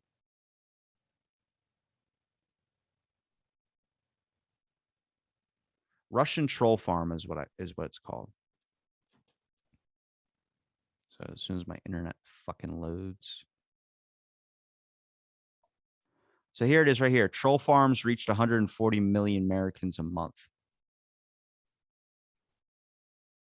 It's a literal government job. Like agent provocateurs is an actual thing as well too. It's they think a lot of that during the Black Lives Matter protests, where you see a guy with an umbrella and he's not showing himself on camera, but he's hitting just shop windows, not stealing anything, just hitting them with a hammer, just walking in, and a woman's asking him, "What are you doing? What are you doing?" He's not answering. He just keeps on walking. They think that's Fed stuff as well too. You notice how so many people at the Capitol scaled the fucking walls like they were fucking feds, or they did some type of military training to get the job. Some of it had to be. Nobody can explain why 4 cops who were involved in the Capitol Hill thing just committed suicide. Nobody can explain that. Well, and there's the one guy that there's footage. I forget his name, but he was riling people up, trying to get them to go in, and the people that were there kind of picked it out right away. They were yelling at him, "Fed, Fed, Fed," but no one can say and comment on who this guy actually is. So I think there's a lot of that kind of thing happening. Joe Osborne, a Facebook spokesperson, said in a statement that the company had already been investigating these topics at the time of Allen's report, adding, "Since that time, we have stood up teams, developed new policies, and collaborated with industry peers to address these networks. We've taken aggressive enforcement actions against these kinds of foreign and domestic inauthentic groups and have shared the results publicly on a quarterly basis." In the process of fact-checking the story shortly before publication, MIT Technology Review found that 5 of the troll farm pages mentioned in the report remained active. So "My baby daddy ain't shit" is one of the pages. Over almost 2 million likes, even more follows on that. The report found that troll farms were reaching the same demographic groups singled out by the Kremlin-backed internet research group IRA during the 2016 election, which had targeted Christians, Black Americans, and Native Americans. A 2018 BuzzFeed News investigation found that at least one member of the Russian IRA indicated for alleged interference in the 2016 U.S. election had also visited Macedonia around the emergence of its first troll farms, though it didn't find concrete evidence of a connection. Facebook said its investigations hadn't turned up a connection between the IRA and Macedonian troll farms either. "This is not normal. This is not healthy," Allen wrote. "We have empowered inauthentic actors to accumulate huge followings for largely known purposes. The fact that these actors' ties to the IRA have access to huge audience members in the same demographic groups targeted by the IRA poses an enormous risk to the U.S. 2020 election." So they started finding all these pages like "My baby daddy ain't shit," all this type of stuff. The troll farm pages also combined to form the largest Christian American page on Facebook, 20 times larger than the next largest, reaching 75 million US users monthly, 95% of whom have never followed any of the pages. You know, when me and you talked and we said, you ever see you're following a page you don't remember following? A tactic when I used to follow a Simpsons fan page, they used to just post Simpsons content. After getting a large amount of following, because everyone loves the Simpsons, they switched their name to "Trump Ain't Shit." And it fucking had over 500,000. I was like, I don't remember ever following a fucking political page. I don't do that on my personal. The second is the largest African American page on Facebook, 3 times larger than the next largest, reaching 30 million users monthly. 85% of them never followed the pages. The 5th largest women's page on Facebook, reaching 60 million US users monthly, 90% of whom have never followed the pages. Troll farms primarily affect the US, but also target the UK, Australia, India, and Central and South American countries. Like this whole national, and the issue that comes to grips now is that if Facebook is talking about trying to silence these things, but they're still available up there, that means they need to find a way to keep our servers better, or Facebook isn't doing all their priorities to be able to do that. And that leads open the door of like, does our own government really give a shit about all this? Or they like to keep us distracted in a sense so they can do other shit. That's why it's really weird how like the NSA and all that has like documents on the CIA that they're exposing. CIA lied about MK Ultra. NSA recently undisclosed more documents about MK Ultra.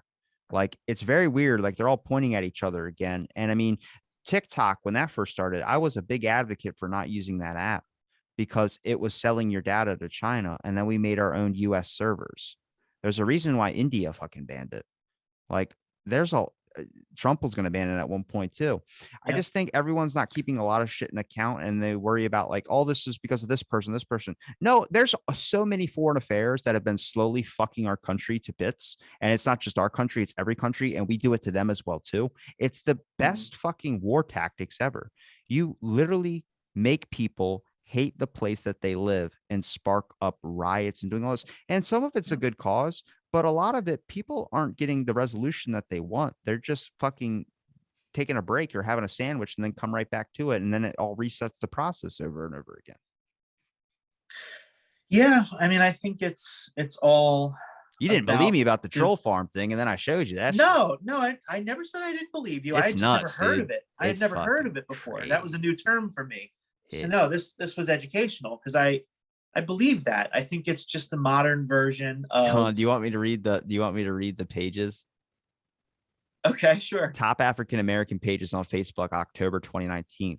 My Baby Daddy Ain't Shit, Essence, The Root, The Source Magazine, Black Babies, Hair and Beauty, Gang Memes Videos, Savage Hood, Hood Life Memes, Black Enterprise, Savage Hood Memes, Hood Mood Memes, Hello Beautiful, Who Dope, and the Positive Black Images. Top Christian American pages on Facebook were Be Happy, Enjoy Life, Jesus is My Lord, You Can, Speak Loudly, Purpose of Life, Positive Quotes, Memories of a Loved One, Smile and Shine, Light of the World, Why Not Us, Happiness in Your Mind, My Life, Life is Beautiful, Blessing, Conscious Reminder, Blessed, Guidepost, Simply Beautiful, Motivational Quotes and Videos, Light Candle for a Lost Loved One. You got to admit, the amount of effort they come into like picking keywords that they can find trending, like, come on. Like they fucking got us down to a fucking thing. Yeah. They got us down. They're like, oh, what do they love? They love puppies and they love Christian memes. It's like, all right, put up Christian memes and puppies. Yeah, like I was saying, I think it's honestly the modern day version of the kind of stuff that, the CIA and similar agencies in other countries were doing for many, many years. It's just the modern version of it. And the issue is that the way people think to fix it is to expose the CIA and all this type of shit. And I'm like, you understand that's just giving them more incentivization to not give a fuck about trying to help you in this aspect. Like there's a reason what we know that they do over here is not our fault and it's not their fault. It's just how war has been played. See, people think like the biggest fear right now is a hot war. Are we going to end up launching nukes again? Which we never thought would ever happen because I think everyone saw the damage that it does and they realized it's all not good. So they all agreed to not do that. But we've been slowly losing like an industry business war. We've been losing so much shit. And that just makes it more difficult to be able to fucking, I don't know, keep saying at times. That's why people love seeing those Christian troll farm pages. Because like, oh, God is watching me. And so is the KGB. And so is Russia. Yeah. Each one's trying to undermine the other. And, it's amazing. It's amazing what can be done these days. Because like the old version of it was, I might have mentioned this to you before, the conspiracy theory that there were rock songs that were written to like infiltrate the communist, like the Soviet bloc and all of that. Like I told you about that before, right? Yeah. The theory that the Scorpions song "Wind of Change" I didn't was hear. written. You never gave me an example. Yeah. So the band the Scorpions, they're known for "Rock You Like a Hurricane." Okay. Yeah. They also had a song called "Wind of Change" that apparently it's alleged, and from the research that was done that I saw, they couldn't prove it, but it was alleged that the lead singer of the band was working as an operative for the CIA and wrote that song with the CIA as a way to infiltrate communist cities and have people listening to this music that normally wouldn't be exposed to it, as a way to try to like turn that light bulb on for them to say, well, wait a minute, communism sucks. So it's interesting, like whether that actually happened with that song or not. I can tell you, I firmly believe that it was something that was attempted in other scenarios, potentially with other songs. Whether it was that one or not, I can tell you it was definitely something that was done. Sure. I mean, there was probably a big spark in trends of when they were singing about, she was a slut, and all this. When they're singing that, there were so many girls that wanted to be that rock star slut, and they think that's probably the way to get there. That's probably a large thing that led to it too. I don't know. It's fucking nuts. It's interesting though. It is. No, it's very interesting. I wish I saw the chessboard instead of being a piece on it. Oh, wow. Now that right there. That's a quote. A good quote. That's a phenomenal way to put it. I wish I saw the chessboard and not just be a piece on it. Yep. That's gonna go on a song. We're just pawns. We're not like wish I was the queen, but they've made me the pawn. Yeah, that's the thing. It's not even like we're one of the good or the more powerful pieces. We're the pawns. We're absolutely the pawns. I'd rather sing Temple of the Dog. The food is on the table, the fire's cooking. You know what I'm talking about? Yeah. Why does every music video back then have to be in a fucking cornfield? It's like, let's go somewhere cool, cornfield. And then they did Field of Dreams. Like, all right, everyone's just going to think of baseball now. It was the thing to do, Well, we've hit the 3-hour mark. Have we? Yes. Oh, awesome. Okay. Is that is that a record for one continuous episode for you, or it's up there? It's probably in the top 5. Okay. All right. I can live with top 5. I did an episode about like 3.5 hours long, which that video is telling you with the KGB. So we played a lot of clips and we kind of dissected the clips, and then gotcha. More government stuff. I can always rant about that type of shit. Yeah. Wow. Because it's like chess games. I like the chess shit. It's very interesting. It's enlightening and it's eye-opening when you see how things go down and realize kind of the position as just the average Joe, the position that we're in relation to all of that. It's kind of wild. Any links? No links like to the page. Yeah, I'll just link that in the description if you want. Yeah, I did. So I've gotten the closest to starting back up that I have so far. Typically, kind of like how you record podcasts, I would have about a week or two of stuff ready to go. At any point in time, I would always have material. I did do a new tasting and review, and I've got some pictures lined up.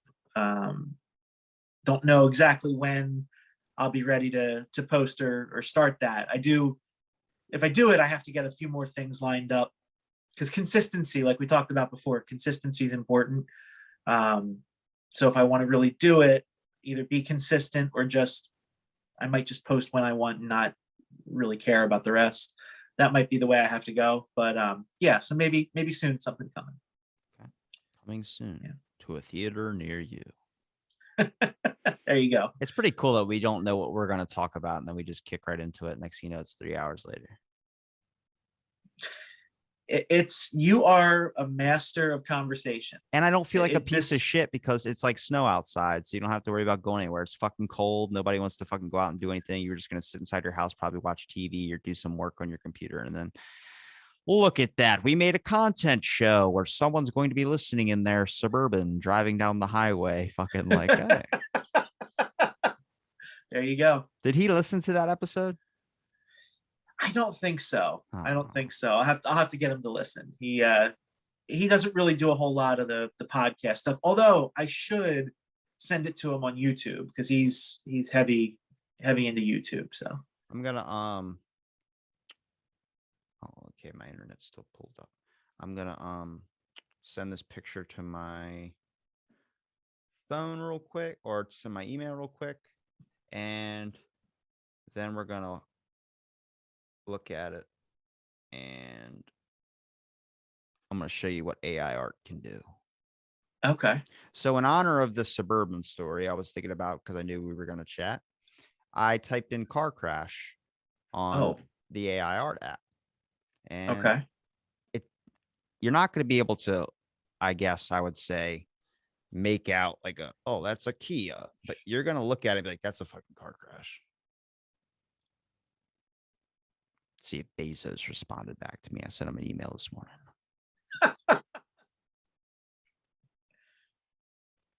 I was like, do you believe in life after love? He was like, what? I'm at a disco party. I was like, God damn it. I really too want to busy on talk to his that guy yacht. too. I have a lot of respect for that man. Yeah. You got to put the Amazon stuff aside. He's a moneymaker, man. Well, yeah, he's certainly a moneymaker. That's true. It's not good that that's happening, but at the same time, So here's the car crash. You could tell that's a car crash. Wow. Yeah. Isn't that fucking cool? Like, just give That's- up if you're a person doing any type of art. Let the AIs do it. You That don't. is wild. It's fucking. They got the fucking trees in the back, like palm trees. It looks like a Vice City type thing. It looks like a tire. It's not. It's off. I had someone tell me about this before. He goes, "Yeah, all the art is like a little bit off. Like you can't put your finger on it. You can't recreate it. Yeah. But you could tell it's just something different." And then I typed in squid in space, and this is what I got. Whoa. They get some That's crazy cool. shit on here, dude. Like it's good stuff. I got one I'm putting on a shirt that I've spent days trying to build up credits to be able to funnel it through this thing, and it looks pretty good. It's a space thing. I just typed in Halley's Comet in the cosmos, Okay. and it gave me like a bunch of like an asteroid scene. Like if you're standing on an asteroid and you're floating through space while other asteroids are around you, it's pretty sick. Yeah. I mean, the ones that you showed me are pretty wild. They look neat. So clearly it's something where they've got the algorithm, down pretty well because it looks cool. And for all the listeners out there who've tuned in this long to the show, we appreciate you listening to this episode of Out of the Blank. And stay tuned for our next episode.